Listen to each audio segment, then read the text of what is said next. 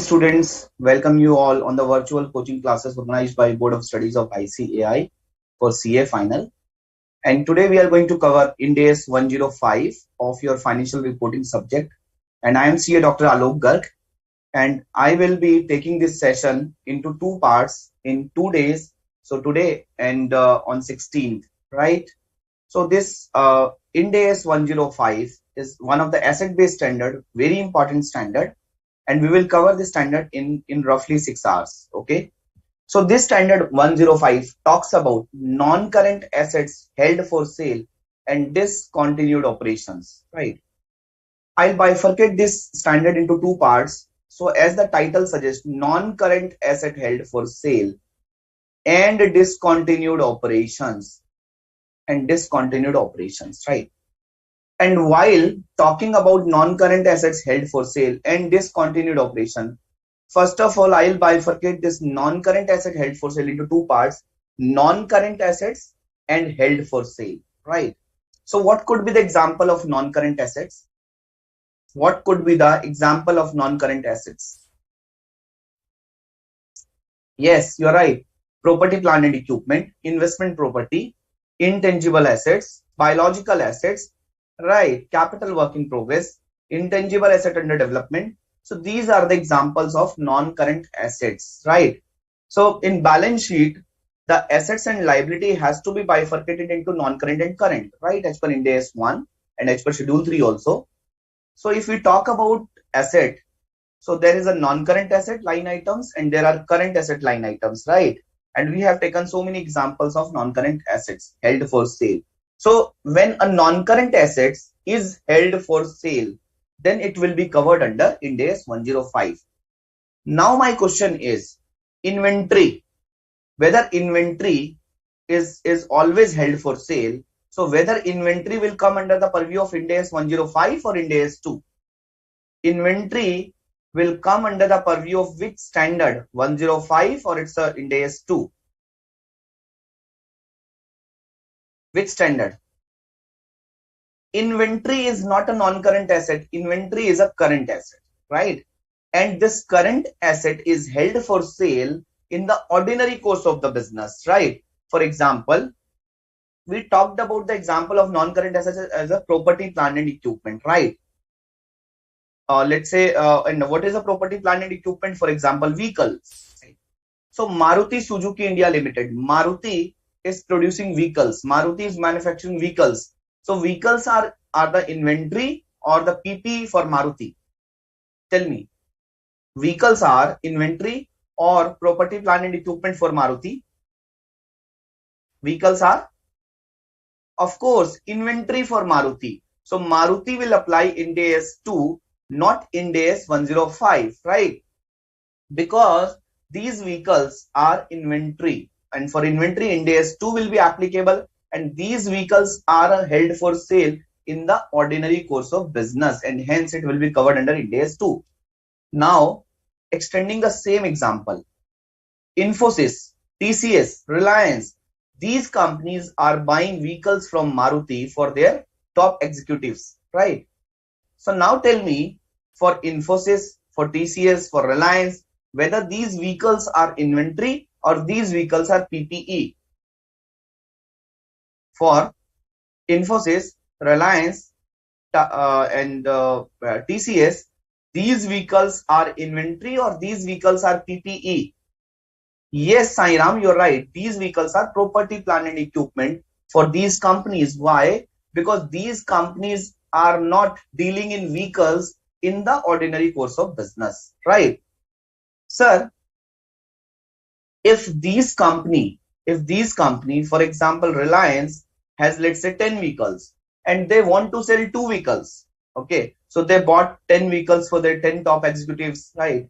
And now they have only 8 positions, right? And they have scrapped 2 positions. And now they want to sell these 2 vehicles. Now tell me whether these vehicles, where selling of vehicles is in the ordinary course of business for Reliance? Answer is no. Whether this vehicle is a current asset for Reliance? Answer is no. It's a property, plant and equipment for Reliance. And hence, when a non-current asset is held for sale, then it will be covered under Ind AS 105, right? When a non-current asset will be held for sale, then it will be covered under Ind AS 105, not Ind AS 2. Is it clear to everyone? Second example. Microsoft is selling ERP. For example, Microsoft Exacta, right? So Microsoft is selling ERP softwares. Whether these ERP softwares are intangible assets or inventory for Microsoft. Tell me whether these ERP licenses, ERP software is an inventory or intangible asset for Microsoft. Or let's say for SAP. Yes, you are right, Pratik. It is inventory for these companies. It is inventory. Why? Because they are engaged in selling, or they are engaged in implementing the ERPs for different clients in the ordinary course of business. You are right. But same way, Bharti Airtel is purchasing these ERP softwares or getting these ERP implemented from Microsoft. And Bharti Airtel is spending a huge cost, let's say 5 crore rupees, right? So whether for Bharti Airtel Limited, this Microsoft ERP or this ERP software is an intangible asset or inventory?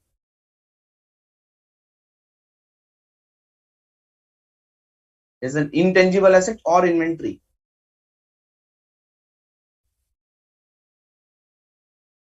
Yeah.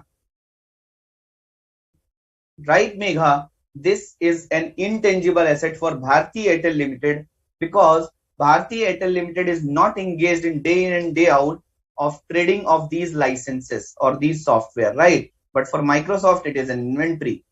Now, Bharti Airtel decided to get the SAP implemented, right? And they want to transfer this ERP software or ERP license to their group company. Now, this intangible asset is held for sale. Why? Because they want to sell out this software, right? So since the Bharti Airtel job is not to engage in selling and trading of softwares or these licenses, but these software are non-current asset for Bharti Airtel, and when they decided to sell, it will become held for sale. So it will become non-current asset held for sale, right? And hence it will not be covered under Ind AS 2, it will be covered under Ind AS 105, right? Because inventory, as the name suggests, when you read the definition of inventory, inventories are available for sale in the ordinary course of business, right? Inventories are available for sale in the ordinary course of business. I hope it is clear to everyone. I hope the agenda is clear to everyone for this particular standard, right? Right? So when a building, when a vehicles, or let's say property, plant and equipment, investment property, intangible assets are available for use in the business, please mind my word, use in the business, it will be classified as a non-current asset as per the respective standard. For example, for PPE, Ind AS 16 is there. For investment property, Ind AS 40 is there. For intangible asset, Ind AS 38 is there, right? So these items, these assets has to be measured, recognized as per the respective standard. But once the entity has decided to sell these assets, it will become non-current assets held for sale, right? Non-current assets held for sale. And that is why, and these non-current assets held for sale is not in the ordinary course of business. I mean to say, the business of the entity, the objective of the entity is not to trade in these items, right? In the ordinary course of business. Another example, Infosys Limited has 4 buildings in Bangalore, right? And after COVID, because most of the employees are working from home, and they have decided to sell out one of the buildings. Earlier, all the 4 buildings were engaged for their office purposes, were occupied for their office purposes, right? But after COVID, they thought that the 4 buildings are not required and 3 buildings are more than sufficient, and for 1 building they have decided to sell out, right? These 4 buildings were shown as a property, plant and equipment in the balance sheet of Infosys as a non-current asset, right? But once they decided to sell this one building, it will become a non-current asset held for sale, right? So remaining three buildings were still continue to show as a property, plant and equipment, but this one building will be shown as a separate line item as a non-current asset held for sale, right? So that the user will able to understand, okay, from these three buildings, company wants to have a future economic benefit from use, right? But for this, from this one building, company does not want to use this building. Company wants to sell this building. Company wants to company wants to achieve future economic benefit from selling, not from the using of this building, right? And friends, so on the first part we have talked a lot, and on the second part, discontinued operations, we will talk about the disclosure and presentation requirement of discontinued operation. So in the first part we were talking about individual asset, we were talking about individual asset or group of asset, but if a company is discontinuing, it's one of the major line of business, right? One of the area of its business, then it will be known as a discontinued operations. So we will talk about this part also as a last part in this particular standard, right?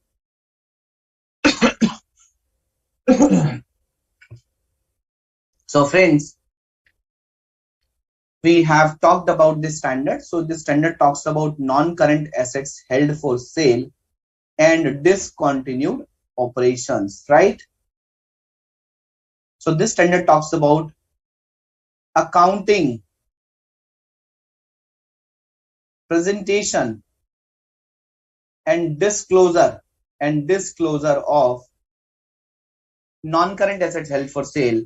And this standard also talks about the presentation and disclosure of discontinued operations. Sir, this standard does not talk about the accounting of discontinued operation, my dear friends. If there is a discontinued operation, for example, the company has discontinued its factory in the European region, right? The company wants to discontinue the factory in the European region. Now what they will do? Either they will transfer this entire plant and machinery to their existing factory in India, or what they will do? They will dismantle and they will sell out this entire plant and machinery, right? So friends, when they will sell this plant and machinery, it will become a non-current asset held for sale. I mean to say group of non-current asset held for sale. So for the purpose of accounting, this NCA HFS accounting will follow. And since it is an operations, right? It is not an individual asset or a group of asset only. It's an operation. So standard talks about some additional presentation and disclosure as well, right? In the notes to accounts or in the profit and loss account. Okay. So that is why this standard talks about that the objective of this standard is to specify the accounting for asset held for sale and presentation and disclosure of discontinued operations, right? Understood? Sir, if we are a student of GFRS, then which standard is a counterpart standard to Ind AS 105? Sheena, Srinidhi, Sairam, which standard is a counterpart to Ind AS 105 in a global scenario? Yeah? You're right, Purak? It is IFRS 5. It is IFRS 5. Right, IFRS 5. And which standard is similar to Ind AS 105 in accounting standard scenario? Tell me, which standard is similar to Ind AS 105 in accounting standard scenario? Tell me, which standard is similar? It's AS 24, which talks about discontinuing operation. AS 24. Yes. AS 24 talks about discontinuing operations. AS 24. Okay. This AS 24 talks about discontinuing operations. Clear? Good.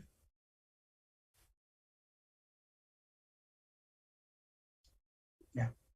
Scope. The classification and presentation requirement of this Ind AS apply to all recognized non-current assets and to all disposal groups of an entity. What does it mean? The classification, see, I have told you. So Infosys was having a 4 building, right? And when Infosys was using those building, it was a PPE. It was a property, plant and equipment. But when Infosys decided to sell one building, right? Earlier it was PPE.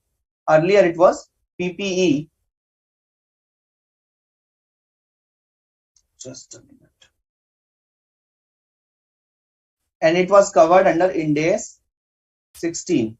So from PPE, it becomes NCA HFS and covered under Ind AS 105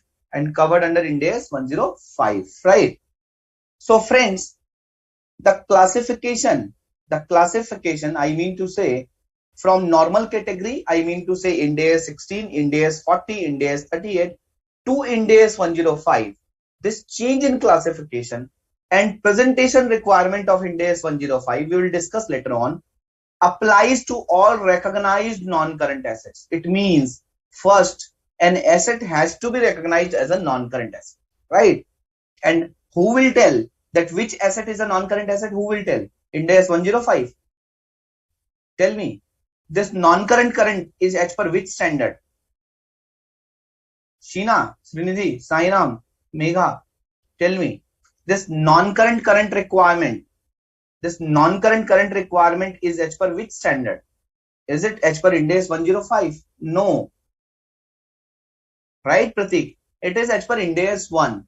Ind AS 1 talks about the non-current and current classification. So Ind AS 1 will tell you that, my dear friend, this is a non-current asset, right?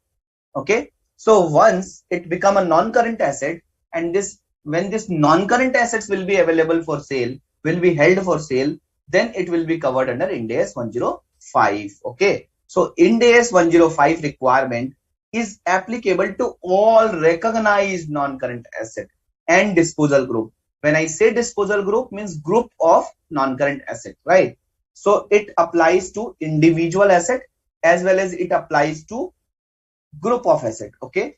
So when it is non-current asset, it talks about individual asset. It talks about individual asset, right?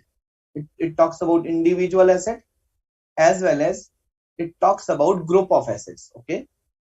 Group of asset. Okay. So when I say disposal group, means group of non-current asset held for sale, right?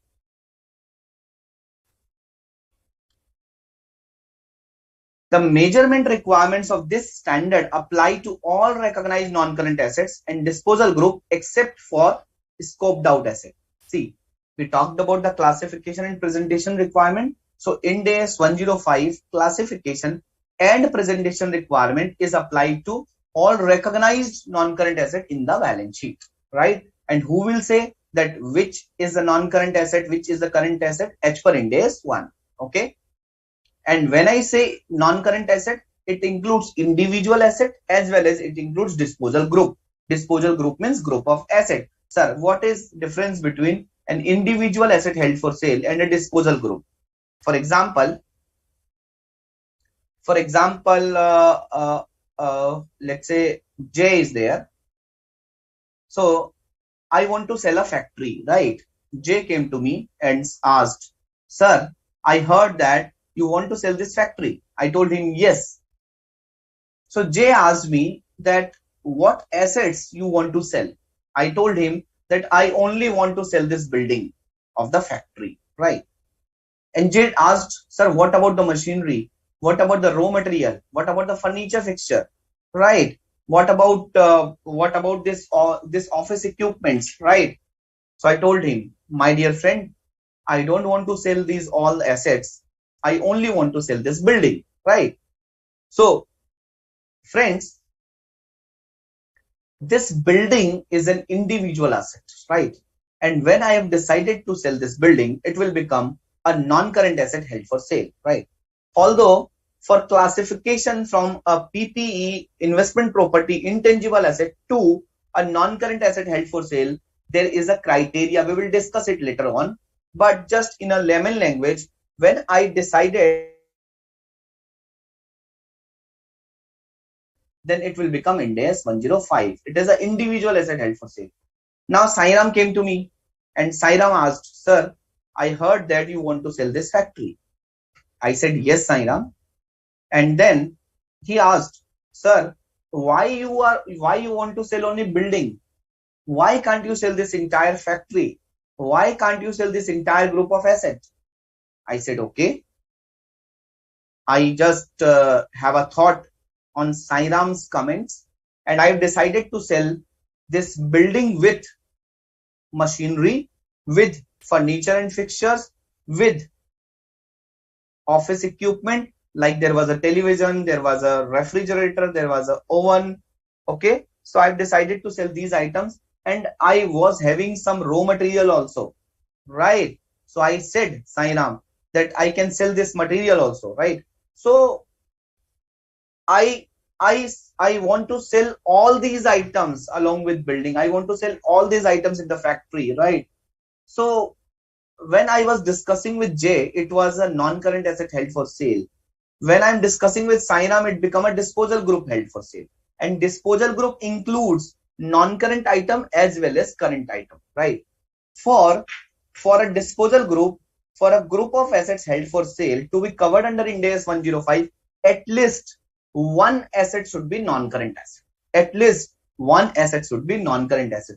And a disposal group could have a combination of non-current asset as well as current assets. Okay.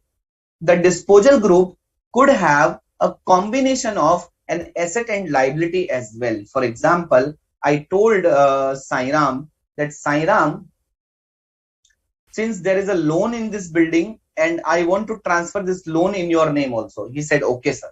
Right. So even a non-current asset held for sale could have a liability element also. For example, the building was having a loan and I asked Jay that I want to sell this building and I want to transfer this loan also, right? So this is a non-current held for sale, non-current asset held for sale, and liabilities relating to non-current assets held for sale, right? Both these line items have to be presented in the balance sheet. So guys, I believe so far you guys have fair idea about what should be covered under Ind AS 105, right? In Ind AS 105, non-current asset held for sale will be covered. Disposal group means group of asset held for sale should be covered, right? And in group of asset, there could be a combination of non-current as well as current assets and liabilities also, right? But for an individual asset to be covered under this standard, it should be non-current asset. It shall be non-current assets, right? And we will also talk about discontinued operations. So friends, in this particular standard, we'll talk about three items: individual non-current asset held for sale, disposal group held for sale, I mean to say group of asset held for sale, and third one is discontinued operations. Okay. So friends, I'll take a 30 seconds pause here and let me know if you have any query. Otherwise, I'll move on.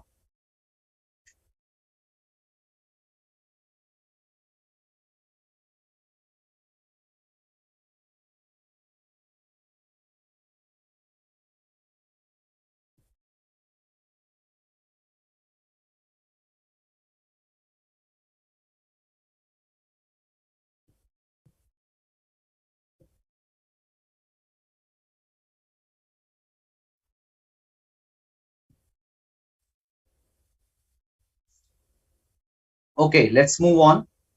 So the measurement requirements, because this standard has some special measurement requirement, right? We'll talk about. So the measurement requirement of this standard is applies to all recognized non-current assets and disposal group, except for some assets, this standard is not applicable. For some assets, as far as measurement is concerned, this standard is not applicable. For example, when you transfer from PPE category to Ind AS 105 category, there will be some temporary differences, right? Between text base and book base, right? So if there is a difference between text base and book base, then there will be a tax implications as per Ind AS 12. Tax implication as per Ind AS 12, right? And friends, when there is a tax implication as per Ind AS 12, then which standard will be applicable? Income taxes will be applicable. Deferred tax will be calculated as per Ind AS 12, not as per Ind AS 105. So what are the scoped out assets? Deferred tax assets has to be calculated as per Ind AS 12.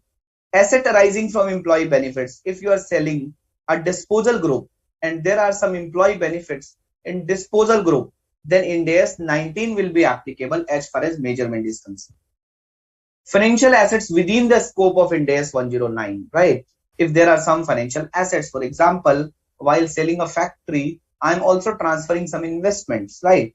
So if it is covered under Ind AS 109, then it has to be measured as per Ind AS 109. It is not required to be measured as per Ind AS 105. Okay. I'm talking about the measurement criteria. Non-current assets, which is like a biological assets, right? I have taken a lecture on Ind AS 41 biological assets, right? So on these biological assets, which standard is applicable? Ind AS 41 is applicable. And I have told you that biological asset has to be measured as per fair value less cost to sell, right? So friends, this biological asset has to be measured as per Ind AS 41. Okay. Contractual rights under insurance contracts, then Ind AS 104 will be applicable. Then other standard will not be applicable as far as measurement is concerned. 105 is not applicable. 104 will be applicable, right? Okay. Clear?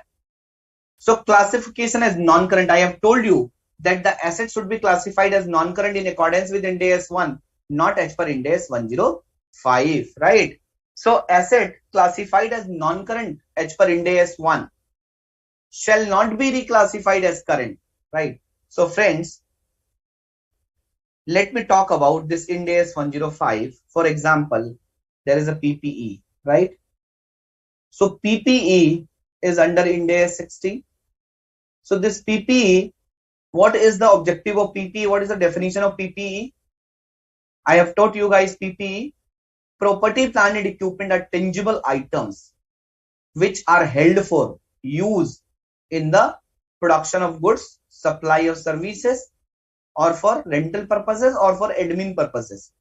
And it has to be used for more than one period. So technically more than 1 year. So guys, if you see the definition talks about held for use. Definition talks about use. Definition focus about the use and for more than 1 year, right? Right. And hence it will be classified as a non-current asset, right? Because we understood that PPE means something which is available for use in the business. But when you are saying that it is held for sale, and we will talk about the criteria for held for sale under this standard, right? When you are saying it is held for sale, right? What does it mean? It means that it is held for sale. It means whenever buyer will come, it will be sold out, right? It means the intent of the company is not to use the asset. Intent of the company is to sell the asset, right? So whenever it is Ind AS 105, I mean to say whenever it is non-current asset held for sale, it will become your current asset. It will become your current asset. Why? Because the objective is not to use in the long run. The objective is to sell this asset in the short run, right? The objective is to sell this asset. The objective is not to use this asset. So this non-current asset held for sale will be classified under the category of current assets, right? Earlier, when it was PPE, it was classified as a non-current asset, right? So Ind AS 1 has classified this PPE as a non-current asset. Under Ind AS 105, it has become a current asset. Okay. So asset classified as non-current as per Ind AS 1 shall not be reclassified as current until and unless it met the held for sale criteria as per Ind AS 105. Sir, what is the criteria? Don't worry, we will discuss after 10-15 minutes or after 10 minutes, right? Asset of a class that an entity would normally regard as a non-current, that are exclusively acquired with a view to resell, shall not be classified as current unless they meet the criteria to be classified as held for sale as per this Ind AS. What does it mean? I have purchased a building, right? I have purchased a building. So building is normally a non-current asset. Investment property is normally a non-current asset. So if I have purchased a building and I have purchased a building completely for the purpose of sale, right? For the purpose of sale, resale. So I bought a building. So I was getting that building at a very reasonable price. So I bought that building. I have spent some renovation expenditure and then I want to sell this building, right? After some renovation. So standard says that if there is a class of asset which normally regarded as a non-current and you have acquired that asset for the purpose of resale, so this asset will not be classified as current until and unless it met the criteria of held for sale under Ind AS 105. So the standard is trying to say that if you have purchased an asset for resale, and which asset? So asset, which asset? So the asset which is normally non-current, for example, investment property, intangible asset, property, plant and equipment. So it will be non-current asset only, right? But if such asset met the criteria of held for sale as per Ind AS 105, then it will become a current asset, right? Is it clear? Any doubt so far? Any doubt so far? Yeah? Any doubt? Liquidation of entities are not covered under this standard, right? So when entities are liquidated, okay, so the entire business is going out, right? The entire entity is going to be finished. This standard talks about when an entity is continuing and they are discontinuing in some operations or they are selling some non-current assets, right? So when in case of a liquidation of entity Sairam, the entire accounts has to be prepared on a liquidation basis. Everything is a held for sale, right?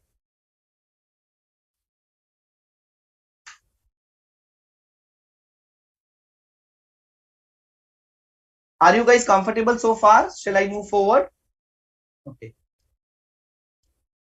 So I have told that this standard will cover individual asset as well as group of asset, which is known as a disposal group, right? Which is known as a disposal group. So disposal group means disposing multiple assets and liabilities or multiple non-current and current asset as a single transaction. Okay. Understood? So guys, so far we have understood in case of a held for sale asset under Ind AS 105, the objective is not to use. The objective is to sell, right? But for a property, plant and equipment, intangible asset or investment property, the objective is to use the asset in the long run, right? The objective is to earn future economic benefit by using that asset or by from that particular asset, right? But for held for sale, how this future economic benefit will be arrived? Because you understood that for recognition of any asset, two things are very important. One, future economic benefit should be probable and cost can be measured reliably. So for a PPE, future economic benefit will be achieved by using that asset in the business. For investment property, future economic benefit will be arrived either by way of capital appreciation or by way of earning rentals. For an intangible asset, future economic benefit will be arrived or achieved by using that intangible assets, right? So guys, from non-current asset held for sale, because of course it's an asset. So how the future economic benefit will be achieved? Can you tell me how this future economic benefit will be achieved? Can you tell me how this future economic benefit will be achieved? Yes, Sheena, the class notes will be uploaded, right? So guys, the future economic benefit will be achieved by a sale transaction, by selling the asset, right? The objective is to sell the asset. So the money will be received by selling the asset. Okay. So an entity shall classify a non-current asset or disposal group as held for sale if its carrying amount will be recovered principally through a sale transaction rather than through continuing use. If it would be a continuing use, it would not be a held for sale asset. It would be a probably property, plant and equipment, investment property or intangible asset, right? So when a non-current asset or a group of asset will be classified as held for sale. It will be classified as held for sale if the carrying amount of that asset will be recovered principally through a sale, not through a use, right? Understood? Is it clear? Yeah.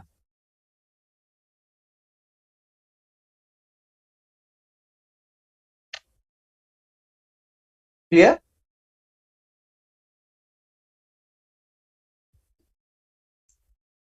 Okay. Now let's talk about the criteria. Sir, when a normal asset, I mean to say, for example, property, plant and equipment. Sir, when property, plant and equipment will be reclassified to non-current asset held for sale? Sir, for example, this is a PPE. When this PPE will be classified as a non-current asset held for sale? I mean to say, when this Ind AS 16 will be reclassified as Ind AS 105. When this Ind AS 16 will be reclassified as Ind AS 105, right? When this 16 will be reclassified as Ind AS 105. So this 16 will be reclassified as 105 when some conditions will met. When some conditions will met, right? Which conditions? Asset or disposal group must be available for immediate sale in its present condition, and the sale must be highly probable. That is, management must be committed to the disposal. So standard says that two conditions needs to be satisfied. Which are conditions? Two conditions needs to be satisfied. ISPC plus HP.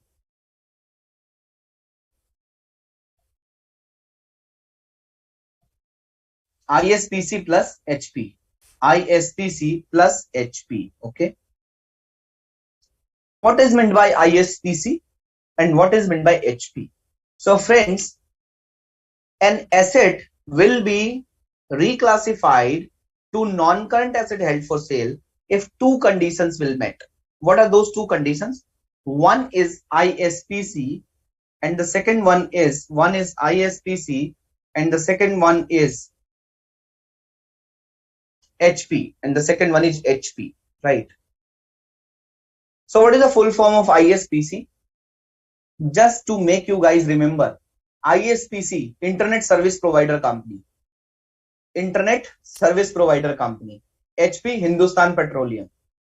Sir, whether this is the full form under Ind AS 105. So guys, this is the full form just for sake of remembering.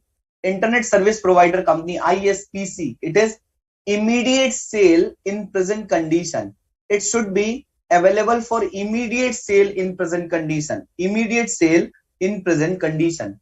And sale must be highly probable. HP means highly probable. Immediate sale in present condition. ISPC, immediate sale in present condition. Immediate sale in present condition, right? ISPC, immediate sale in present condition, and sale must be highly probable, right? Sir, please explain what is the meaning of immediate sale in present condition and what is the meaning of sale must be highly probable. So immediate sale in present condition. I want to sell a building, right? I want to sell my flat. Sheena came to me and asked, sir, you want to sell your flat? I said yes. So Sheena asked, okay sir, I want to buy this flat. What is the price? So I told her that the price is let's say 50 lakhs. She told, okay sir, I'm ready to pay 50 lakhs rupees. So please take 50 lakh rupees and please transfer this flat in my name. Right. I told Sheena that Sheena, so in just 10 kilometers away from this place, a construction is going on and my flat will be ready in the next 4-5 months.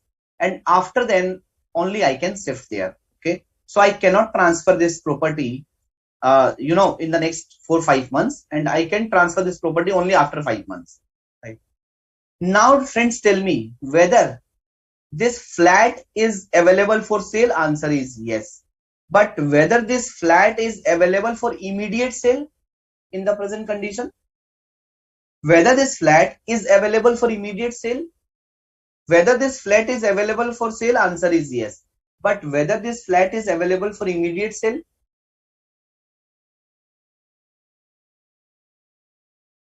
right, Megha? This flat is not available for immediate sale. Why? Because I am saying that I cannot transfer this flat in the next 4-5 months, right? So this flat is available for sale, but this flat is not available for immediate sale in present condition, right? So it means it is not meeting the ISPC criteria, immediate sale in present condition criteria. Okay, understood? Sheena is asking, sir, when we assess that the probable future cash inflows will be lower than probable future cash outflows, Sheena, in that case, impairment could be there. Why? Okay, because you will calculate value in use, right? In PPE, you guys have understood that what is the definition of carrying amount?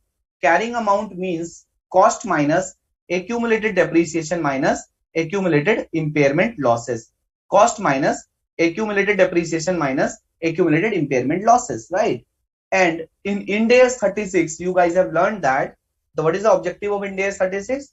That the carrying value in the balance sheet, the carrying value of the asset in the balance sheet should not be more than the recoverable value, right? It means you guys have to see whether the assets which are there in the balance sheet, the carrying amount which is there in the balance sheet, it should not be more than the recoverable value. And you guys have learned that recoverable value is the higher of fair value less cost to sell and value in use. Fair value less cost to sell is a market value. Value in use is the present value of future cash flows. And when I say future cash flows, it is inflows net of outflows, right? So Sheena, if the inflows will be lower than the outflows, in that case, there will be an impairment, right? So you have to see the impairment. You have to look at from the impairment perspective, okay? So you have to see the impairment. Clear? Is it clear?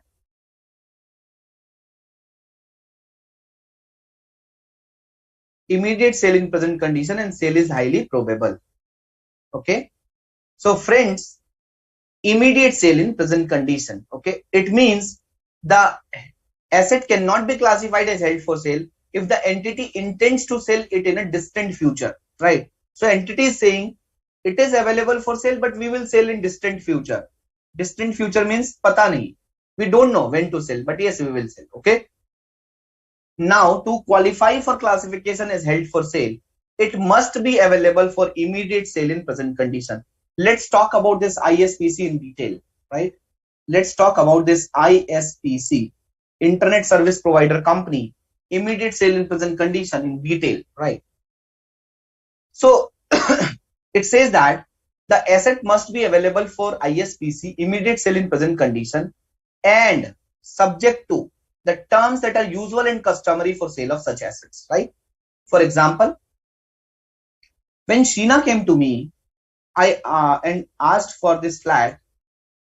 So I'm ready to vacate this flat. So I told Sheena, okay, Sheena, let's the court will open in next week, and let's go to the court and get the registry done, get the registration done. Okay. So this 1 week time will be there. Okay. So this is a usual and customary time, okay, because if you will transfer the building, you will have a lot of legal formalities, and these legal formalities will take some time. So it is usual and customary, okay. So you cannot say that, sir, the court will open after 15 days because there is a Navratra holidays, and the court will open after 15 days. So it is not available for immediate sale in present condition. It is available for immediate sale in present condition, and the timing could be a customary or usual timing, right? For example, I told Sheena that, I have to vacate this flat and I have to shift. So it will take around 15 days for shifting my things from this flat to another flat, right? So this is a usual and customary time, right? This is a usual time because if I need to vacate this flat, so there must be some time for vacation, okay? So you cannot say that it is not available for present condition, immediate sale in present condition, okay? Understood? And the important thing is, for satisfying this ISPC criteria, the intent and ability must be there. The intent and ability must be there. What does it mean? Sairam went to buy a flat, okay, or buy a plot of land. And when he went to the seller said, yes, I want to sell this plot of land. Okay. But there was a court case going on, there was a litigation going on, and court has ordered that the court has put a stay on that plot, and court has ordered that this plot of land cannot be transferred until the final verdict, until the final outcome of the case, right? Until the final outcome of the case.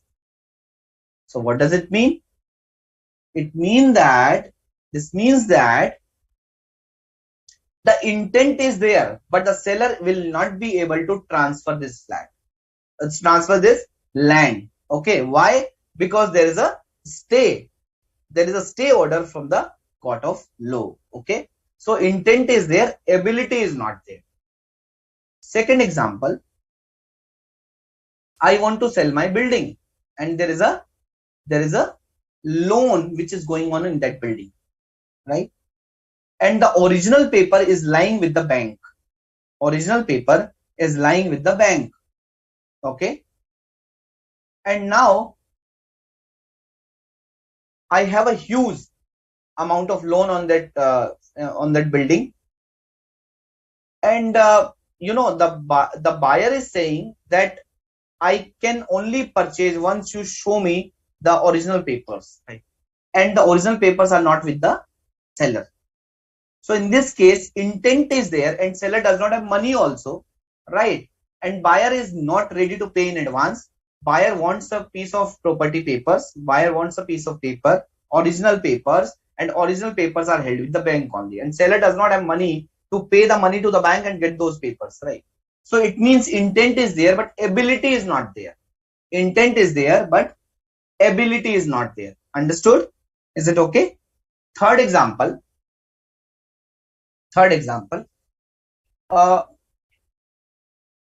the seller wants to sell its factory, right? And seller is a legal owner of the factory, right? So seller is able to sell this factory, right? But seller does not want to sell the factory until and unless the entire pending order will be completed, right? What does it mean? It means ability is there, but transfer this building or vacate this building immediately in its present condition, intent is not there, right? Because the seller wants to complete the pending order, then only seller wants to transfer this building or transfer this factory. So ability is there, but intent is not there, right? So for satisfying the immediate sale in present condition criteria, intent and ability both should be there. Okay, it's not a single thing, both should be there, intent and ability. Understood? Is it clear? Right? And it should be available for immediate sale in present condition. ISPC, immediate sale in present condition. I hope it is clear to everyone, guys. I hope you guys are comfortable. Sheena, Sainam, Srinidhi, Jay, yeah, Megha, Pratik. Good. And the second condition is sale is highly probable. Sale is highly probable. When sale will be considered as highly probable? Probable means more likely than not. Highly probable means significantly more likely than not, right? Sale is highly probable when some conditions will be satisfied. When we can say that sale is highly probable, sale will be considered as highly probable when management committed to a plan to sell the asset. When management is committed to a plan to sell the asset, right? So management has already committed. Okay, management has already made a plan. So in the board minutes, there is an agenda for the sale of asset, for the sale of this non-current asset, right? So see, there is no agenda for sale of inventory. Why? The nature of inventory is held for sale. The nature of inventory is to trade, is to sell, right? In the ordinary course of business, the nature of the inventory is to sell in the ordinary course of business, right? So management is committed to plan to sell the asset, but for non-current asset, the nature is not to sell in the ordinary course of business. If the company will sell its entire non-current asset, what does it mean? It means the company does not want to continue the business, right? So first, management should be committed to sell the asset. It is in their board minutes, already plan has been made, or already discussion have been happened, right? It is minuted by the board of directors, right? Active program to locate a buyer has been initiated, right? And to execute this sale, the active program to locate a buyer has been initiated. The company has started inquiring. The company has published the advertisement on its website, right? The company has registered this this sale of factory, or let's say sale of building on the online portals like Magic Bricks, Prop Tiger, 99acres.com. The company has asked quotation from so many dealers, right? Agencies. So the thing is, the company has already started an active program to locate a buyer, right? The third one is, it is actively marketed at a price that is reasonable. So it is actively marketed at a reasonable price. For example, the market price is, let's say, 1 crore for that building. And the entity is also demanding a price in the range of this number only, right? But it does not mean that the market price is 1 crore and the entity is asking, let's say, 1.5 or 2 crores, right? So the price should be a reasonable price in relation to the market value. And sale should be expected to qualify for recognition as a complete sale within 1 year from the date of classification. And it is expected that this sale will be concluded. Okay, so this transaction will be completed within 1 year from the date it is classified as a non-current asset held for sale. Sir, whether non-current asset held for sale will be classified only at the reporting date? Answer is no. At the reporting date, balance sheet needs to be prepared, but the books of accounts needs to be maintained throughout the year. Am I right? Books of accounts तो आप पूरे साल बनाते हो ना, accounting entry तो रोज डालते हो ना आप. So books of accounts needs to be maintained throughout the year, right? But the balance sheet needs to be prepared on the reporting date. Okay. So my dear friends, the date of classification from Ind AS 16, 40, 38 to Ind AS 105 could be any date, right? And this sale should be expected to be completed within 1 year from the date of classification of that asset as an held for sale. Clear? Okay. So it should be expected to complete within 1 year, from the date of classification as NCA HFS. Actions required to complete the plan indicate that it is unlikely that plan will be significantly changed or withdrawn. The entity wants to sell the factory and they have already reached at such an advanced stage that it is unlikely that the plan will change. Unlikely. I am not saying that it will not change. It is impossible. I am saying it is unlikely. For example, the entity wants to sell its factory. They have already shifted their operation from this factory to another factory. Okay. Or they have already advertised in the market that we are not going to sell this product and we are just shutting down this Dharuheda factory. Okay. So there is a place in Haryana called as a Dharuheda. Okay. So they have already stopped the manufacturing. They have already done the restructuring. They have retrenched the staff. They have shifted their laborers or workers or employees, right? And they have stopped buying the raw material for that particular factory. They have done so many actions that now it seems unlikely to change the plan, right? And it seems that yes, this factory will be sold out. Okay. Is it clear? Is it clear, guys? It seems that this factory will be sold out. Is it clear, friends? Yes or no?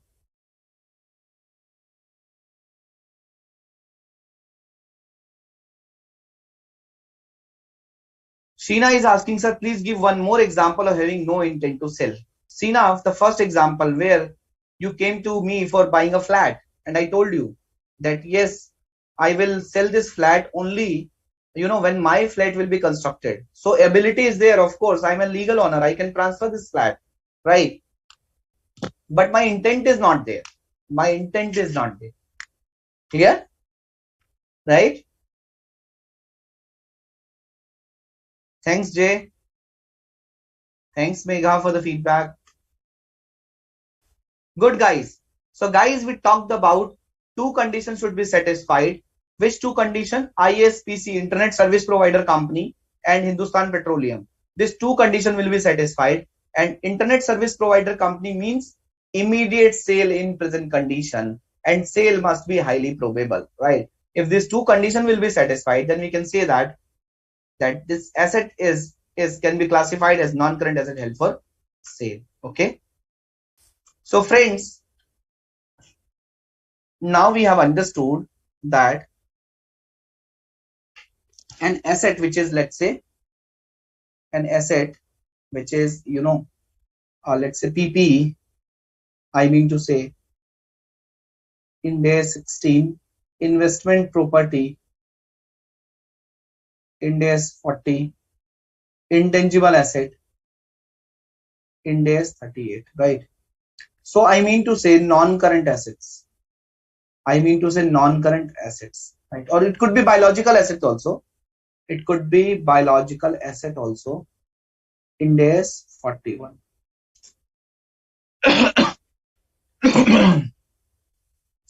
These assets will be classified as non-current asset held for sale, or could be a disposal group held for sale under Ind AS 105 when two conditions will be satisfied. Okay, when two conditions will be satisfied. What are the conditions? It is available for immediate sale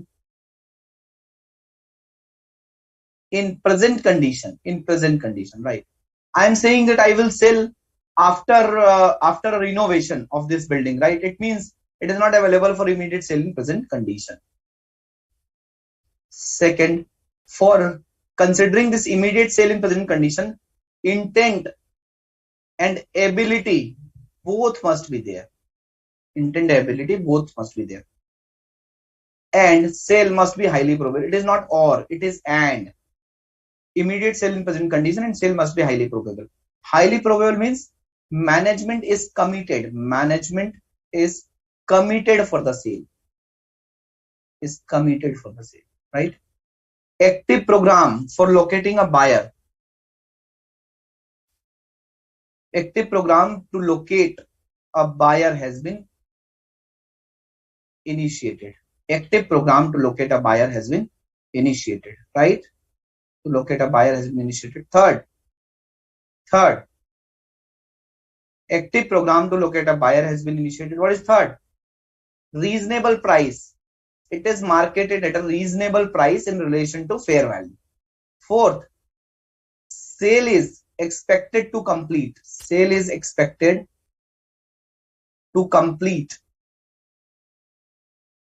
in 1 year, right? And that is why it is shown as a current asset. So it is shown as a non-current asset held for sale line item, but as a current asset, right? Last, unlikely that plan will change. Plan will change. Okay, understood? I hope now you guys are able to learn, remember, memorize this particular condition. This is very important condition, right? Sairam and J, unlikely that the plan will change means unlikely that the plan for sale will change. Okay, so the entity has committed to sell. The first point is management is committed to a plan for sale, and the last point is it is unlikely that this plan will change. Okay, it means it is unlikely that the entity will say, oh yes, now I don't want to sell this asset, I want to use this asset. For example, let me take a real life example. There was a company, okay, and the company was into manufacturing of sanitizers, and this company was having two plants, right? and this company was, and there was a very less demand for sanitizer. Okay, so the company was thinking to dispose of, to discontinue, or to sell its one of the plant. But suddenly in December 2019, this COVID came, right? And no one was aware, and no one has predicted that the demand of sanitizer has been grown huge, right? The demand of sanitizer will grow. No one has expected. So when this COVID came, and this entity wanted to sell its one of the plant, and they have decided it as a held for sale, right? Because these conditions will be meeting, and they were expecting that yes, we will be able to sell this plant within 1 year. But when this COVID came, they have again decided, no, we will put some new machinery here, we will put the staff here, labor here, worker here, and we will continue this plant, as well as we will install the third plant also, right? And the company has done, they have increased their facilities, they have increased their production facilities. The company which is into medical equipment, the company which is into sanitizers, the company which is into which is manufacturing the immunity medicines, right? So the company which is manufacturing this thermometers, right? So the company due to the pollution, the company which was selling air purifiers, right? So all these companies have expanded their facilities, right? Manufacturing facilities. So in this case, of course, some of the companies have changed the plan, and they have again reclassified from non-current asset held for sale to a normal asset like PPE. And we will discuss if what is the accounting in case when it is moving from PPE to 105, what is the accounting? Again, we will discuss what is the accounting when it will again move from 105 to Ind AS 16. Okay, so we will discuss that also. But the thing is, due to the actions today, it is unlikely that the plan will change. I'm not saying it is impossible, right? I am saying that it is unlikely that the plan for sale will change. It is unlikely that the plan for sale will change. Okay, I hope it is clear to everyone. Sairam J, is it clear to you? Is it clear, guys? Good. So friends, let's discuss some more case studies on this, so that you will be able on the aspects of this non-current asset held for sale conditions. An entity is committed to sell a factory. The production cycle is 6 months and the pollutants are involved. Means there are some pollution element which entity needs to clean. The company must meet its existing orders, right? The company must meet its existing orders. Dismantling the equipment and cleaning up the pollution will put the facility out of action for 6 months. Does the factory meet the criteria of available for immediate sale? Guys, tell me, what is your answer? So the entity is committed to plan to sell a factory. Okay. And the production cycle is 6 months, and they want to clean some pollution element also. The company must meet its existing order. What does it mean? The production cycle is 6 months and they must meet its existing order. It means they cannot sell this factory at least for next 6 months, right? Dismantling the equipment and cleaning up the pollution will put the facility out of action for 6 months. So after completion of order, they have to take another 6 months for cleanup, right? So whether the factory meet the criteria of availability for immediate sale in present condition, tell me. They can't sell in present condition. They have to clean up. They have to meet the existing orders, right? So they cannot sell this factory at least in the next 12 months.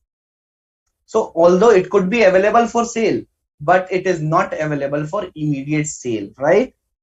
So no, the fact that several months must be spent fulfilling existing orders and then dismantling and cleaning the factory means that it is not available for immediate sale in its present condition. Therefore, the factory cannot be classified as held for sale at the date of the decision to sell. Clear? Is it clear?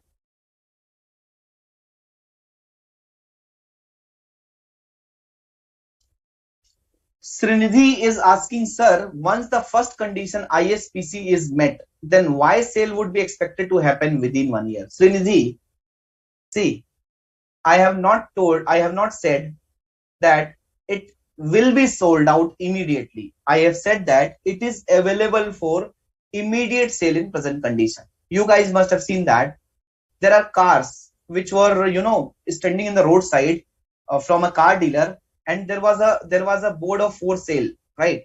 There was a for sale board which was installed on that car, okay, on the terrace or on the roof of the car, right? You must have seen there is a signboard of for sale in some flat or in some properties, right? So if a buyer, I'm using word if a buyer will come,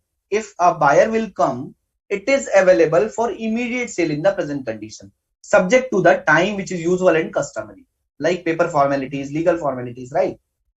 So the thing is, Srinidhi, it is available for immediate sale in present condition.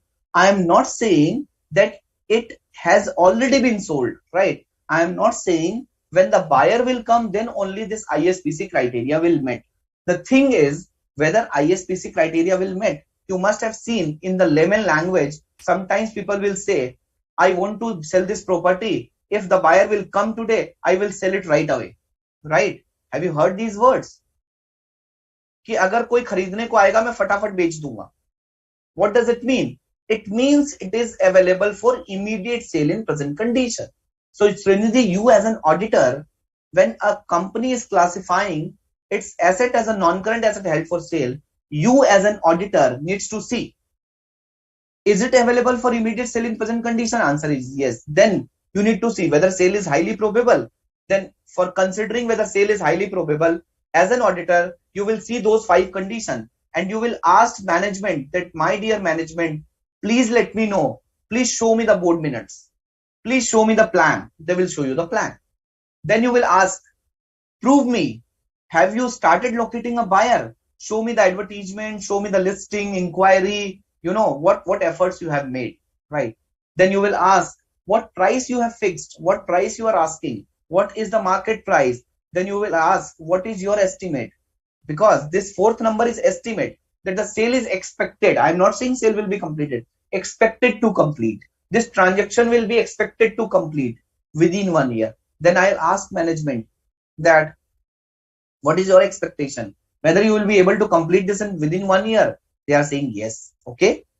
And you want to see that, how can you prove me that this plan will not change? They will say that, see, we have already vacated, we have started shifting our operations, and we have already started operation in our new factory, this, that, okay. So you are convinced that due to such an advanced stage of actions, it is unlikely that the plan of sale will change. Understood? Is it clear?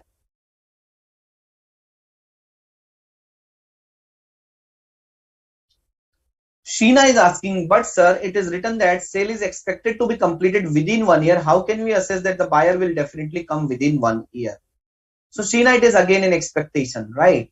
So you cannot say that, something, Sheena, what I'm trying to say here, if the company has putting all its efforts, right? If the company is putting all its efforts, right? Locating a buyer has been initiated. The price is reasonable, right? The price is reasonable. The company is putting all its efforts and the company is expecting that it will be completed within 1 year. It does not mean that the buyer will come and it will be completed within 1 year. It could be more than 1 year also, but you need to see the intent and efforts and expectations, right? It doesn't mean that the buyer will come within 1 year, but of course, for example, Sheena, for a CA student, right? And parents or student himself or herself will say that it is highly probable that I will clear this CA exam, right? If someone will ask you how it is highly probable that you will clear this CA exam, you are saying that, see, I am taking live virtual classes from Board of Studies, and I am waking up early in the morning. I'm taking these classes and I'm doing all the revisions, and all these 8 papers or 6 papers, whatever it may be, I'm preparing these papers regularly. I'm doing all the revisions, and that is why it is highly expected that I will be able to crack this attempt. Am I right? Am I right? And even I am convinced as a teacher or as a parent, I am convinced that, okay, you are putting all your reasonable efforts, you are doing proper revision, you are preparing class notes, you are attending lectures, and it is highly probable that you will clear the exam. But if a student will not put any efforts, he is not attending classes, he is not making class notes, right? He is not doing revision, and he is saying that it is highly expected that I will crack the exam. Whether I will convince, whether I will trust him or her, answer is no. So it is the management expectation, and even though if it will cross 1 month or 2 months, so on the reporting date we will revisit. So in the today's scenario, is it again highly probable that the sale will be converted into a complete sale, not within 1 year, but within a reasonable point of time? If answer is yes, then you have to continue to show it as a non-current asset held for sale. Otherwise, you have to restate it from non-current asset held for sale to the normal asset. Like Tata Steel has done that, right? In the last year, Tata Steel has done that practically. So friends, is it clear to all of you? Is it clear to all of you?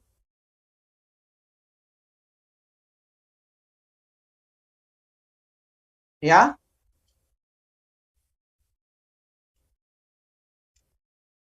Yes. Second case study. An entity is committed to a plan to sell its head office building, headquarter building, and has initiated action to find a buyer, right? And they have initiated the action to find a buyer. Situation number 1.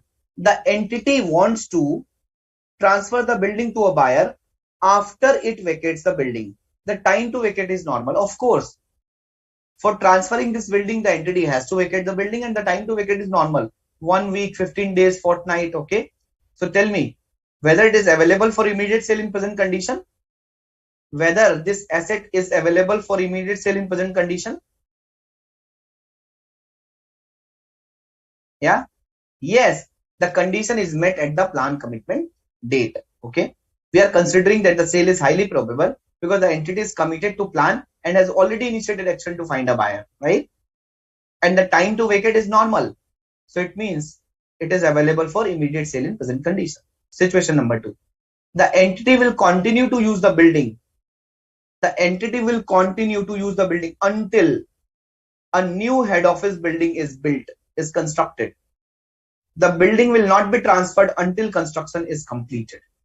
And the building will not be transferred until and unless the construction gets completed.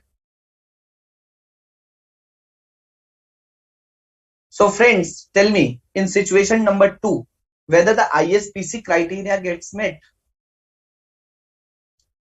Srinidhi, what about situation number 2? Jay, Shairam, Prateek, Megha. Yeah? Yes, you are right. In situation number 2, the criteria of immediate sale in present condition is not meeting. Why? Because there is a condition. They will only transfer this building when the new construction will be completed. It means it is not available for immediate sale in present condition. The delay demonstrates that the building is not available for immediate sale in the present condition. Thus, the criteria is not met. Even if a firm purchase commitment has already been entered to. What is meant by firm purchase commitment? Firm purchase commitment means contract, agreement to sell, obligatory agreement to sell. If a buyer or seller, either of the party will breach the contract, they will have to bear the penalty. Okay. So even though there is an agreement to sell, but this building is not available for immediate sale in present condition, it will not be reclassified as a non-current asset held for sale. Okay. Clear? Third example, an entity is committed to a plan to sell a manufacturing facility and has initiated action to locate a buyer. But there is a backlog of customer orders, right? So they have so many customer orders and there is a backlog. Okay. Situation 1, the entity wants to sell the production facility, sell the factory with its operations, and any uncompleted orders will transfer to the buyer. So the company wants to sell the factory as it is with operations, right? And all the pending orders will also be transferred to the buyer. Is it clear? So friends, in this case, what is your view? In this case, what is your view? Whether it is available for immediate sale in present condition or not? Whether it is available for immediate sale in present condition? Yes, it is available for immediate sale in present condition. Why? Because the entity don't want to complete the backlog. The entity wants to transfer this factory as it is, right? So the condition is met at the plan commitment date. Situation number 2. The entity intends to sell the manufacturing facility, but without its operation. So it only wants to sell the building. It does not want to sell the operations. And it does not intend to transfer it until condition. It eliminates the backlog of orders. They are saying that first we will complete the backlog of the order, then only we can transfer. So this manufacturing facility, this factory is available for sale, but whether it is available for immediate sale in the present condition, what is your view? Whether it is available for immediate sale in the present condition, what is your view?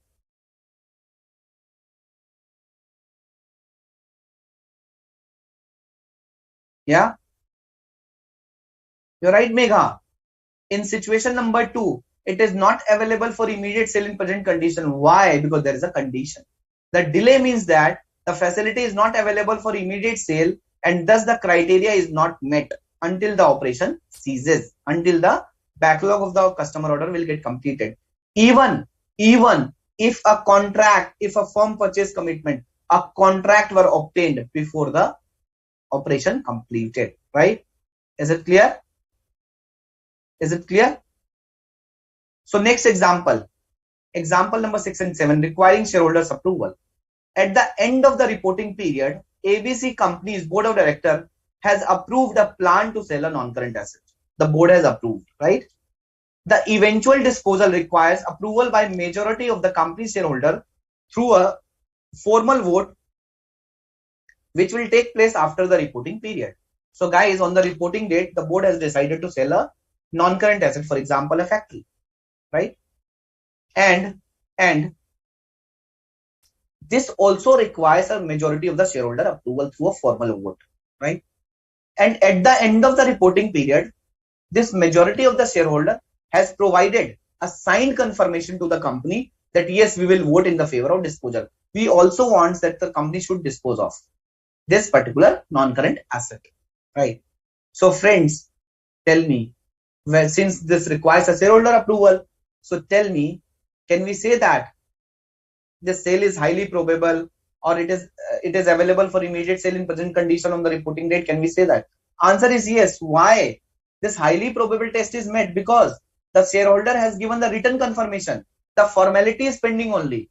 The formality will be completed in the AGM, but they have given the written confirmation that yes, we will vote in the favor of the disposal, and hence we can say that there is no uncertainty that shareholder will approve or will not approve. So on the reporting date, we can classify this item as an asset held for sale. Understood? Understood?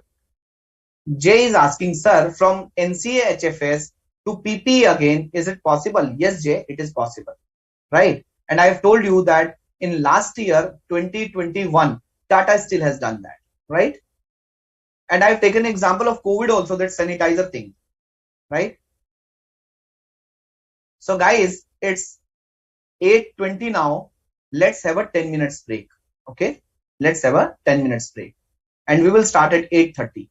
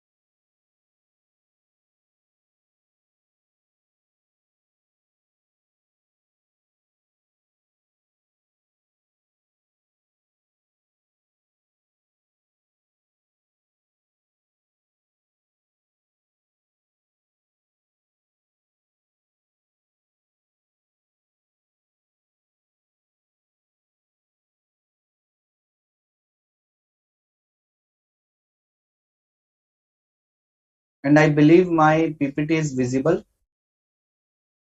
Yeah. So friends, there is an exception to 1 year rule. So let me see first if there is any query. Srinidhi is asking, sir, whether non-current asset held for sale to PT would take place. I mean to say, there is a change in plan.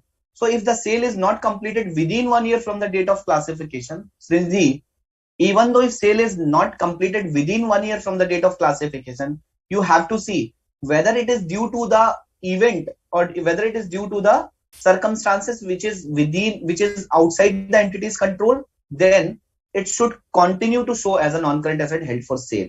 If it is something which is within entity's control, then it has to reclassify from NCHFS to normal category like PPE. So we will discuss this part here. Although sale is considered as highly probable when it is expected to complete within 1 year, when the transaction is expected to complete within 1 year from the date of classification. But this 1 year rule can be overruled. This 1 year rule can be extended, right? An extension of the period to complete sale may extend beyond 1 year due to circumstances outside the entity's control, right? Outside the entity's control. Okay. If it is due to the circumstances outside the entity's control, for example, the entity has classified an asset as an held for sale. Okay. And after 8 months, a buyer has come, right? And the discussion were going on, the negotiation were going on, and the negotiation were closed by the end of 11th month, right? Till the time this registration would have happened, the COVID came and the lockdown was made, right? And the lockdown was declared. And this lockdown was 4 months. And that time court was not entertaining any registration. The court was closed. The court were closed, right? So friends, due to this thing, this sale was not completed within 12 months and sale was completed in 15 months, or let's say in 1.5 years.